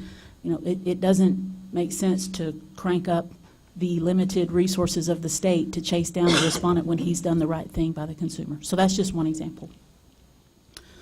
So within that general process, we have learned through many years of working with different programs that when particular types of complaints, such as standard of care complaints, require some more specialized attention, our general goal is to try to keep any specialized procedures as consistent as possible with that general process that I just talked about. And that is for the sake of efficiency, because we have, about 106 employees in the division who are responsible for investigating cases in 42 different statutory programs, but also for the sake of the quality of the investigation. The more standardized and predictable your procedures are, the quality of your investigation and ultimately the outcome of the case is going to be a higher quality if we're not making things up every day anew as we go along. One of my sort of fundamentals is I need my people, my investigators and my prosecutors to know what to do every day with every case that's in front of them, and not just by me standing there telling them what to do. But even when I'm not in the room, they need to know. So a standardized process is critical in our world, and I think it's been critical to the success that TDLR has enjoyed over the years. And so with regard to standard of care violations in particular, I think you know part of the answer already, but you're maybe not connecting it up. You may recall last year when we created the penalty matrix for this program. Let me ask Chris to put that up on the board. Remember, the penalty matrix is the published policy document that sets out the particular violations that a person may commit under the statute and rules. Essentially, when we created the penalty matrix, some of you were on the enforcement work group, so you remember this. We essentially scour through the statute, we scour through the rules, and we identify every provision in the statute or the rules that could be the basis for enforcement action. In other words, if you violate this, you may be subject to a penalty or some kind of sanction upon your license. So we identify all those things in the statute and the rules, and then we drop them into this format, and then with the help of the work group from this advisory board, we organize those into classes according to how serious they are, with Class A being the least serious, all the way up to, I believe it's Class D is the highest one in this one, with Class D being the most serious. As part of that discussion, if you'll recall, and we did present this to the full advisory board too, and then ultimately to our commission for final approval. As part of that discussion, if you'll recall, we set aside in the penalty matrix the violations that we considered would always be standard of care type violations. And we said that for violations that fall under that heading, they're in Class C.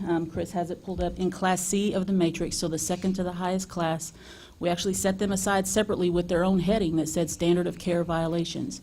And this serves as a pointer to whoever might be looking at the matrix, whether it's one of our investigators, whether it's one of our prosecutors, whether it's someone from the profession, that if a violation under that category is alleged, we're always going to be seeking the input of an expert from within your profession to help us understand the evidence that's gathered during the investigation of those violations.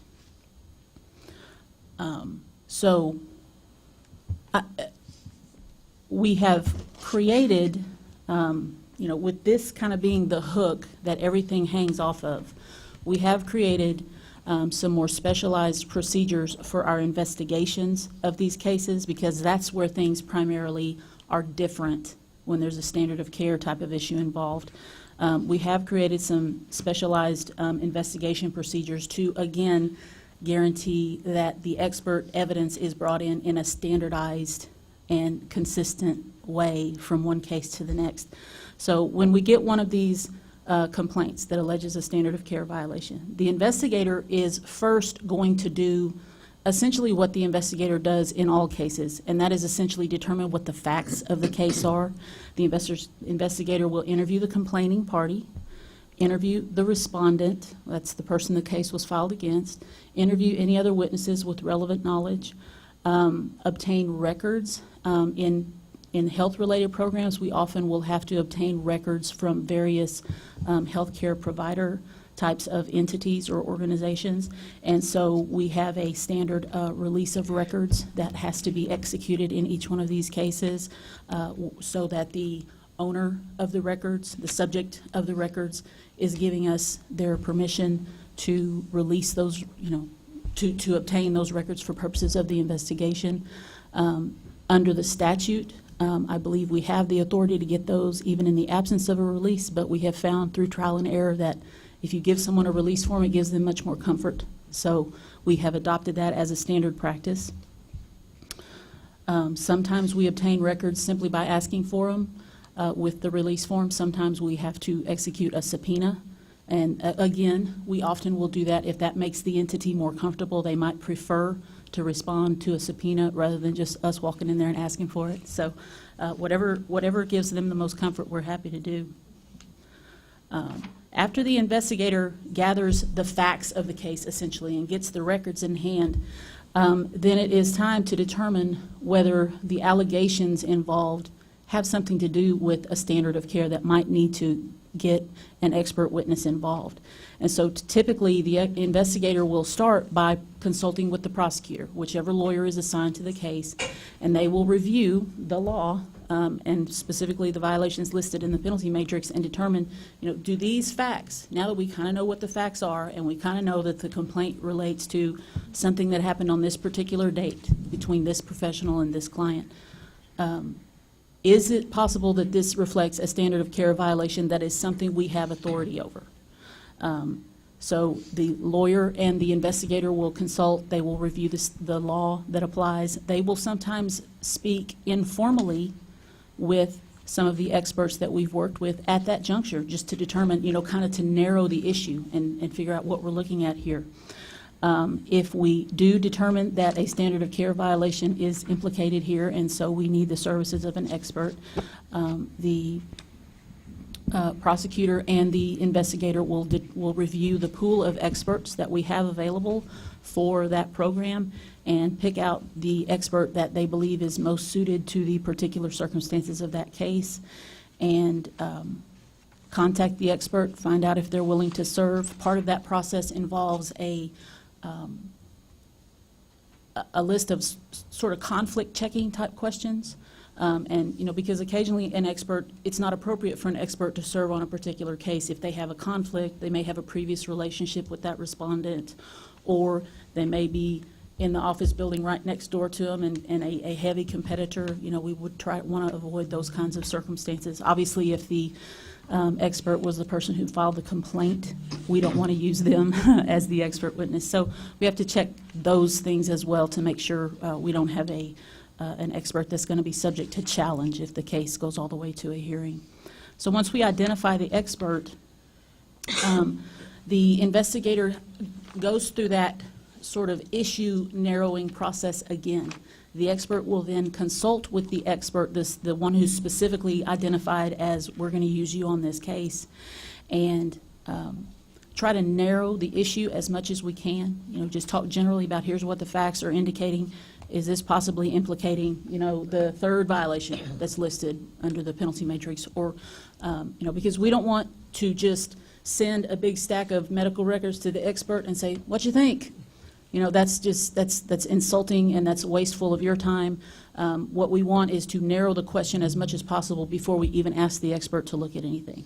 So once we've kind of narrowed the issue as much as we can, then we will typically send the investigators the medical records and other records that the investigator has gathered, the investigator's report of their interviews with the various witnesses, provide all that to the expert.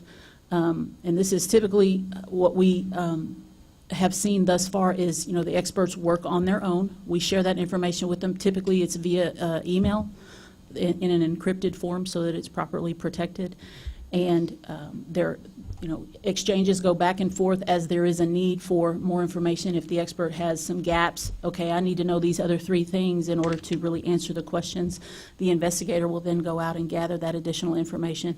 But ultimately, what we're looking for from the expert is whatever those questions are that we identified at the beginning,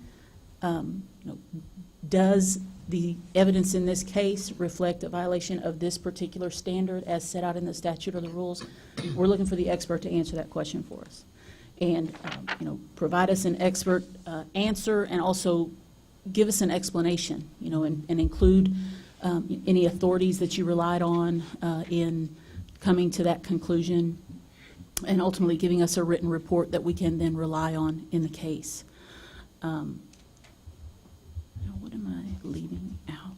So actually, the expert is, in the general scheme of investigation, the expert is simply another witness in the case, and the report that comes back from the expert is another exhibit that gets included in the investigator's written report. And then when all of that is brought together, and then, of course, the investigator will prepare the full report that includes the evidence from the expert and forward that to the prosecutor, who will then make the final decision in the case. So with a case that involves a standard of care type violation, if the case is going to be pursued formally, in other words, if we're going to actually seek penalties or license sanctions against a respondent, the expert witness who consulted with us during the investigation will be asked to testify, or could be asked to testify if the case goes to hearing before the State Office of Administrative Hearings. So let me see. I made some notes of some things I wanted to be sure and cover. So as some of you know, our current pool of expert witnesses for this program consists of some of you. Actually, 3 members of the advisory board are currently serving on a volunteer basis as potential industry experts for us in this program. In some of our programs, we are now looking to expand our pool of experts a bit, and we're reaching out beyond the advisory board to identify people from within the industry who may be willing to serve as expert witnesses for us. And that is certainly not meant as any kind of negative reflection on the advisory board members. It's simply that it just makes better sense from a process perspective to have a broader pool of witnesses to draw upon. So you're not over-relying on any one person, so that you have a fallback position in case 1 or 2 of your standard, your regular experts are conflicted out for some reason. We've actually experienced that in at least one case in this program that I'm aware of. And so that reaching out into the industry to find a broader pool of experts is kind of a work in process at this time. We have not actually signed any of them up, but we are in the process of doing that at this time. So I know I probably haven't answered some questions. What questions can we answer for you? Sure, Sibrey. And so here's a question. The investigator is going to talk to the respondent, get their information. It goes to the prosecutor. At what point does the respondent ever get all the information about, here's what we found? Is it just that you get a letter that says you've committed a violation and here's your penalty? Or if you go to SOA, then do you get to find out exactly what was said, or how does that work? Well, it depends on the particular statute. There is the super confidentiality provision in the statute, and it very much limits how much information we share with the respondent. Now, during the investigation, it is going to be necessary to some extent to share information with the respondent in order for them to adequately respond to the investigation. But the general expectation under the Protected Health Information Law is that you share the minimum necessary in order to get the questions answered that you need answered.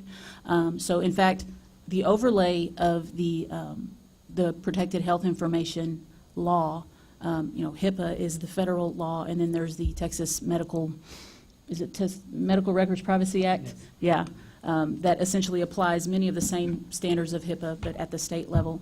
We are a covered entity. TDLR is a covered entity. So because of that overlay now in the health-related programs, we have actually modified some of our other procedures in enforcement as well. For example, in a non-health-related case, if we receive this packet of information as a complaint against, say, an electrician, if we open that case for investigation, we're going to send a copy of all of this to the electrician when we open the case for investigation. And then it's still fully investigated, as I described earlier. In the health-related cases, we don't do that. We keep all that information protected because we're obligated to do that under the law. So it's a much more narrow. During the enforcement case, if a case formally proceeds like to a hearing type of situation, I'm not entirely, I believe there is discovery that's limited, and I believe there is opportunity to take depositions and that kind of thing, just like there is in any other case. I don't know that we've crossed that bridge yet, though, to test that, I don't think to we have, test but- its applicability, right? There would be a discovery, there's a discovery process, if we have to go so. Karen, Oh, come on, to the front. Sorry.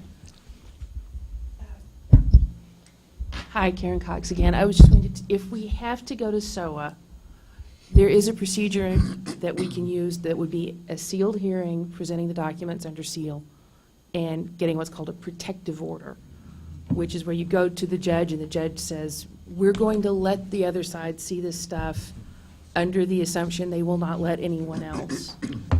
If there is anything in the record or in what the complainant sends us that is things that we would not be able to send to the respondent, for example, in this program, it would be some kind of educational evaluations that came up after the treatment, or please don't let this ever happen, but if there was some treatment for some kind of very bad assault conduct, we would be able to go to the judge and say, we don't care, we don't want you to turn this over.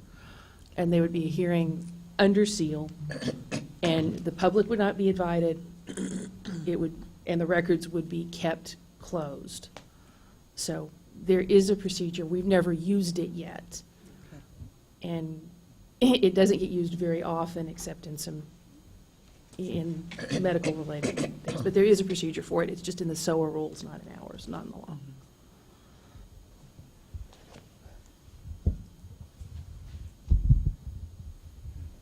Did I leave anything out that you would like to speak to? Well, the only comment I was going to make was that I did agree that I think the only opportunity that the respondent might have to really see all of the evidence against him will potentially be at the SOA hearing. But as Karen mentioned, there's a lot of restrictions on how that's going to happen and what information exactly can be released. But otherwise, I think you pretty much covered everything. Are there other questions? So I'm just going to say, Sherry Sabrian, from the licensee's point of view, then, it does seem odd that there is no discovery and you just get a letter saying you've done a bad thing, here's your penalty, unless you go to SOA. Right. It seems to me like you don't get the chance to defend yourself because you haven't seen exactly what it is that's the proof that you've done whatever the claim is. Right. So I can tell you, it's odd to us as well, because until we assumed responsibility for the health-related programs that contain the super confidentiality provisions, we didn't have these limitations. So it's a learning process for us as well. And, if we had an opportunity to speak to that in the legislature, and make any changes, we would certainly be willing to offer our 2 cents for whatever it's worth. Is there a cost to go to SOA for the licensee? No, So, unless you hire a lawyer, then that's between you and the lawyer, but there's no Sure. court cost. okay. Elizabeth Sterling, so I just have a question about how you're soliciting the other experts. Is that something that you've, like, posted? Have you? We haven't I mean, how are you? done that yet. Okay. We are in the process of, we're in the process of building a process for using a broader range of experts.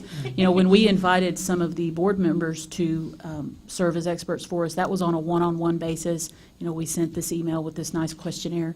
And what we have done thus far is we have reached out to your professional association and spoken with some of the leadership there, and they've given us some names of some folks who they believe would be good leads for us as potential experts.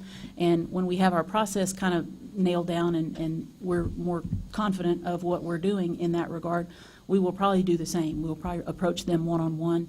I don't foresee this ever being a big, major public announcement, hey, come on, everybody sign up, because we don't want just Right, everybody.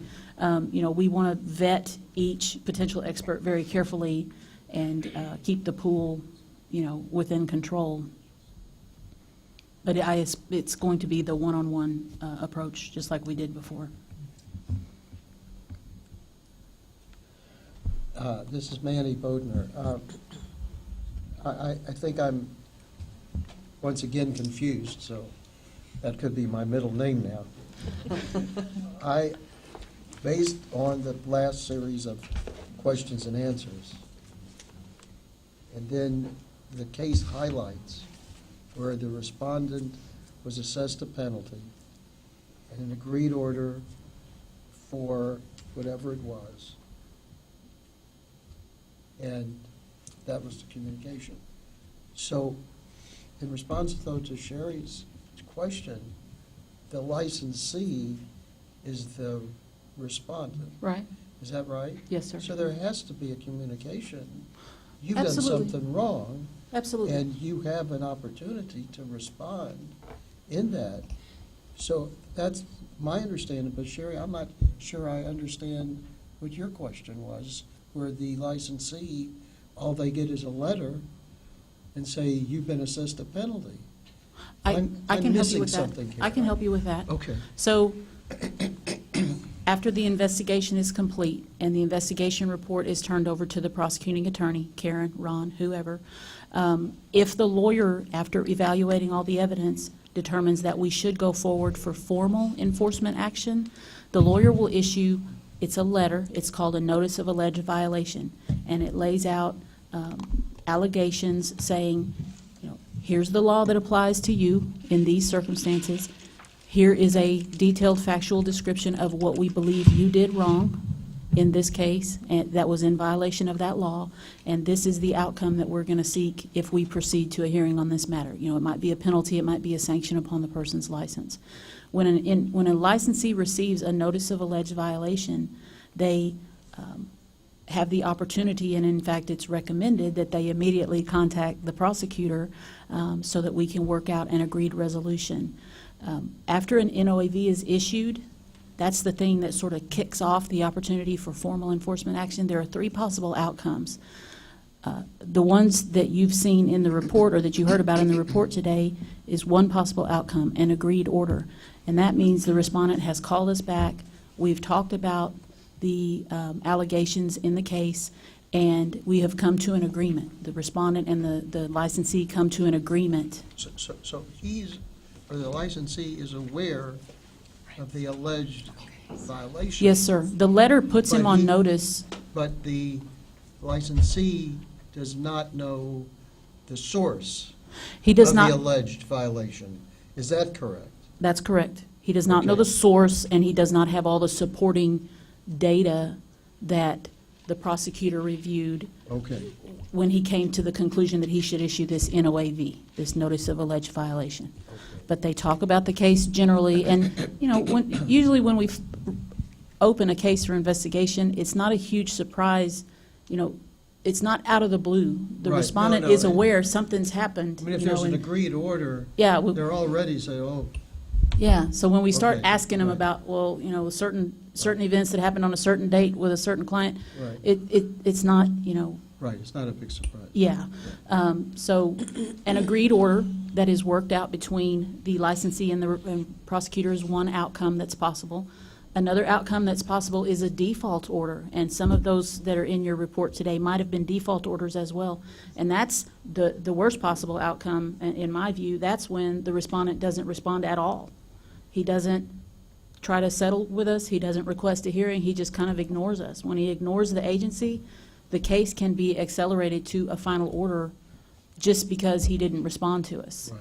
And then the third possible outcome is he requests a hearing, and then a full hearing is held in front of the State Office of Administrative Hearings with the discovery and everything that we talked about. And then at that point is what you're addressing. Then you get to see the Then you evidence. see Right. what the evidence is and who the complaint, the source of the complaint is. We still, Is that right? or in is those that- circumstances, I believe we still de-identify as far as the source of the complaint, right? The identity of the complainant? Within the parameters of law, Yeah. would that be a fair statement? I don't think we could say, again, this is Karen Cox, we can't say, give an overarching answer. Obviously, we have the law that restricts access to the identity of the complainant. If the complainant is the person who is the subject of the hearing, then we're going to have an interesting meeting at SOA.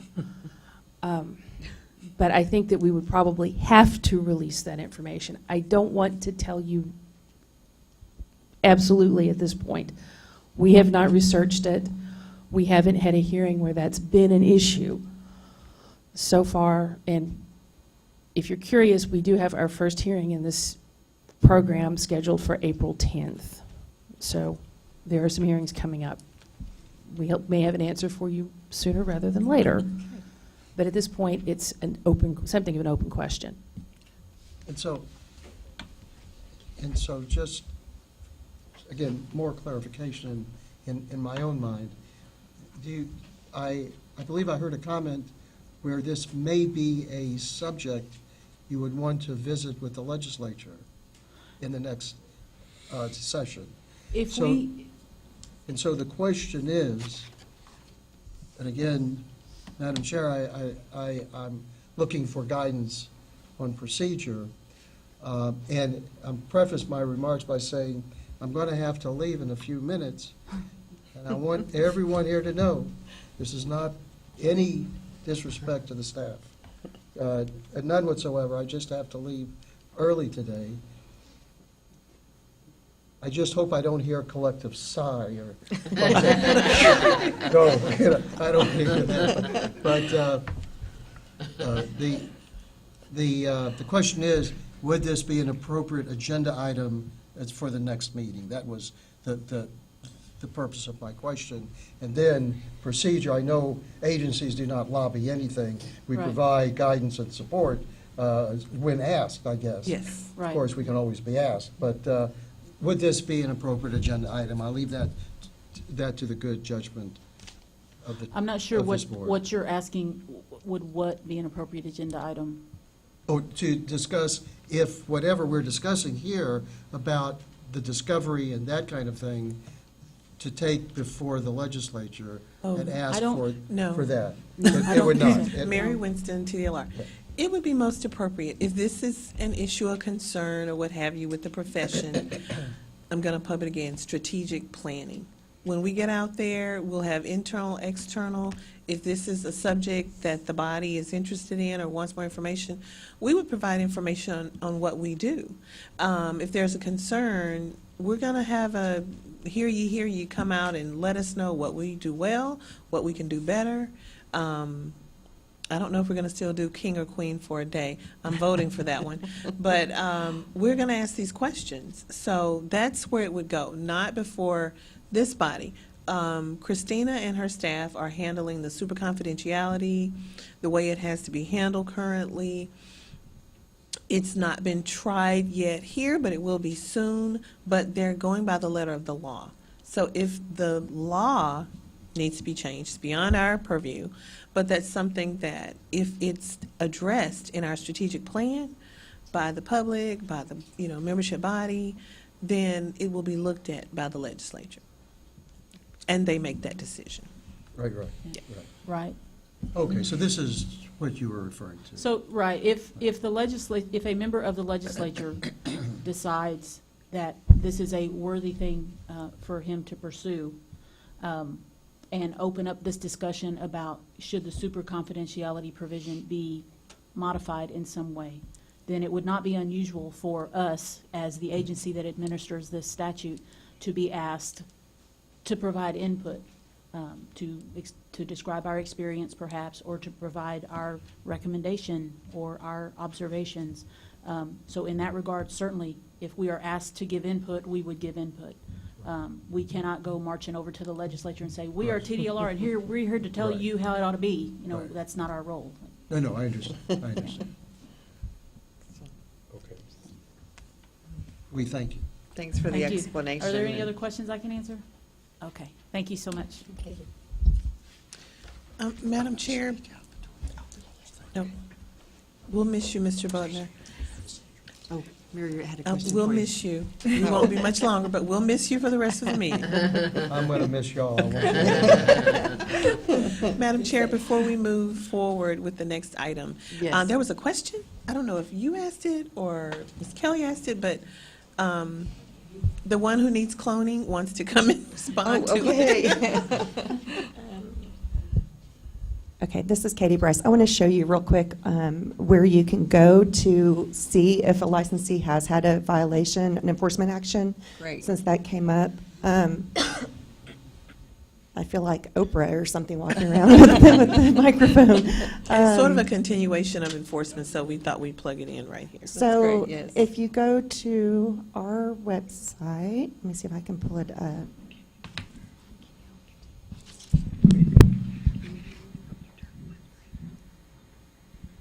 Okay, if you go to search data, you can go to search for violations Oh, and go by program type and scroll down and click on the program.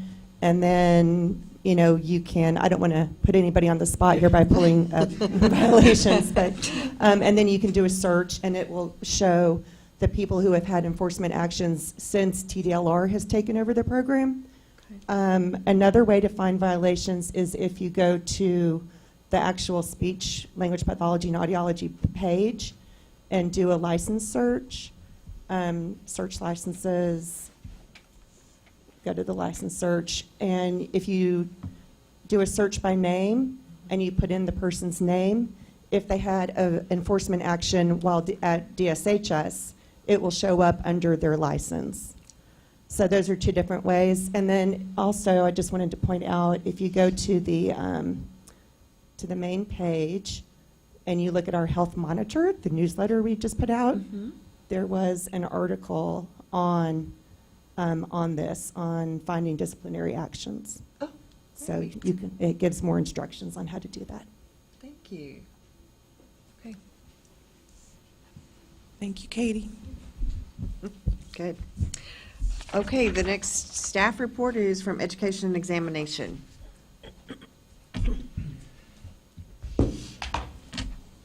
Good afternoon, Madam Chair and board members. Mine's not as lengthy. I'll be here about 30 seconds, Okay. maybe 35, give or take. Ready, set, go. Yeah, ready, timers go. Basically, since our last meeting, we've got two new team members that we added to our team. We've got Jennifer Prince and Angela Smith that started with our division. Also, as part of your report, we included the jurisprudence numbers. For fiscal year 2017, you had 1,948 licensees take the exam. And for fiscal year 2018, that's September through January, we've had 529 licensees take the exam to date, or through January. Also included were numbers of the CE audits that we did for the month of March that came up. And so far, haven't had any issues with continuing education. Other than that, we're busy with implementing legislation that passed last year and the new programs that came over. Just busy trying to continue with a smooth transition. Other than that, that's pretty much it for us. I think I've got like 3 seconds if you have any questions or anything I can answer for you. Thank you. Thanks. Thank you. Regulatory Program Management Division. Oh, I was like, Stephen, Katie, you're going to arm wrestle for it? Who's going to do? Good afternoon, I'm Katie Bryce. As you will see here, compliance has changed to Regulatory Program Management Division. You have my report. I just wanted to go over some of the highlights on it. As I just showed, we have the newsletter that we're publishing, I believe, quarterly, and in it we have we had an article that went over the online supervision system for speech-language pathology supervision. And we have also gone through a training on our the customer service software that they're using called Dynamics, and which that's allowed us to go in and help customer service with some program-related emails. We are going to start this week reviewing the speech-language pathology and audiology web pages. There's a content initiative to update those websites to make it more user-friendly and to just make them easier to navigate. And so I think they're hoping for a go-live date of the updated version March 21st. So that date may change, but that's what we're shooting for. So you can check back after then to see what it looks like. I have been contacting university program directors to schedule presentations to speak with graduating students on the licensure process, where they can find all the forms they need, and just the regular, the regulations for this program.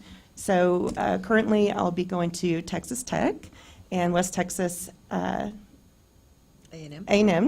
and then also A&M Kingsville and UTRGV, Rio Grande Valley. And I've reached out to some other universities. I'm just waiting to hear back on the scheduling of that.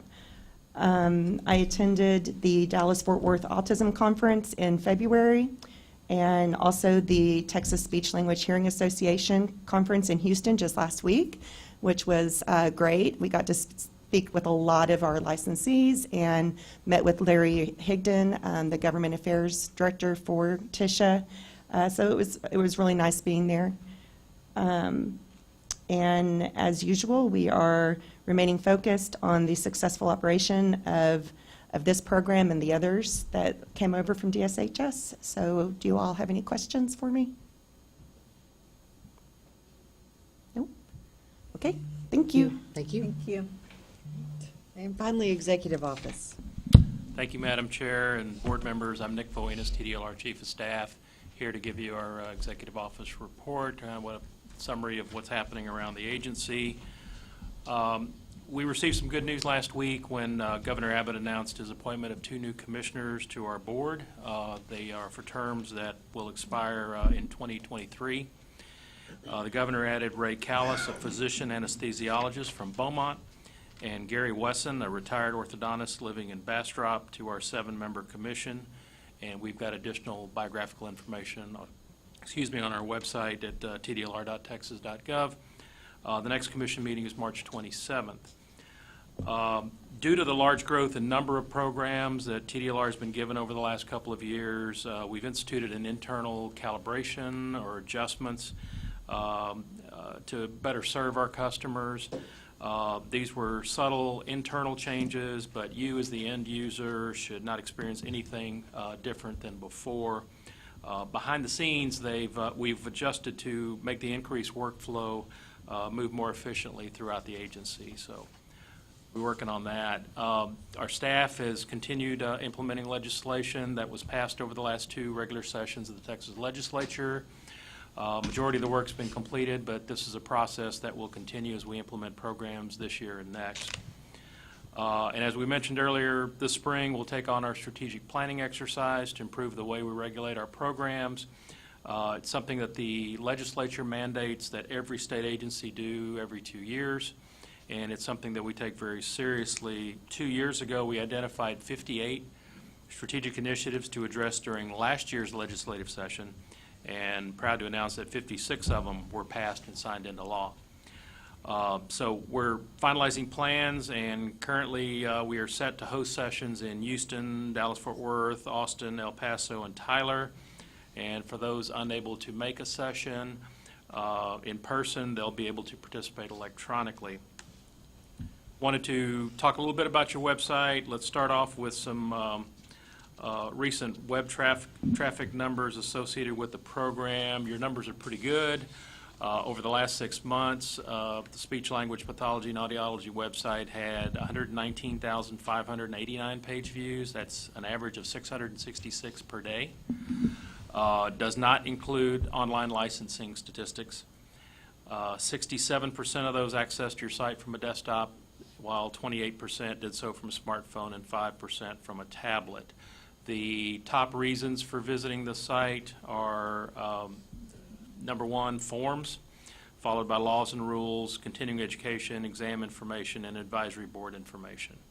As Katie mentioned just a minute ago, yes, our web team is working on, they're always working to improve our site, make it more user-friendly, but we've started a program content initiative, and recently we started it, and it's in progress. It's going to be a long process. We're going program by program and looking at the pages to make them more user-friendly and consistent. And your page is the third one to go through the process. 2 of them already have gone live. The athletic trainer site is up and running, so you can, if you'd like to look at kind of how yours would be a little different, you can check theirs, but your page should go live later this month. Also want to remind you guys of our social media accounts. So if you'd like to keep up with TDLR events and activities, go to Facebook and Twitter and follow us there. You also have a very large group of subscribers who receive various email blasts pertaining to your program, and depending on the message, continuing education, exams, fines, various notifications there. And if someone's not receiving those, you could go to tdlr.texas.gov and subscribe. Want to compliment our staff for a minute. They're known for their generosity, and this was confirmed last month at the State Employee Charitable Campaign Award Ceremony, where TDLR was awarded the highest per capita gift for an agency of 301 to 500 employees. This means our staff contributed more per person to the 2017 campaign than any other agency in our size group, and that was more than $34,000 contributed to those efforts. Thank you, and be glad to answer any questions. Questions, anyone? This is Christina Kelly. I just had a quick question about the changes with the website. Will there be a plan for more easy access to help clinicians understand continuing education Yes, information? I will say That's that is one of the asked a main- lot. Yes. That's a priority. Thank you. Thank you. Okay, a couple of items left on the agenda. Christine's going to contact us about possible meeting dates. Does anyone have anything they'd like to place on the agenda for next time? Obviously, Wendy's got a couple of ideas for a work group that, it probably won't be anything that we'll have anything done about, but by next time. So any other agenda items? And Mary Winston, if you don't have any today, you can contact us at any point, advisory.boards, and we'll get them on there. Okay. No one has anything else we need to cover? I would entertain a motion to adjourn. I move that we adjourn. Moved by Cheval. I second. Seconded. Elizabeth, all in favor? Aye. Any opposed? Adjourned.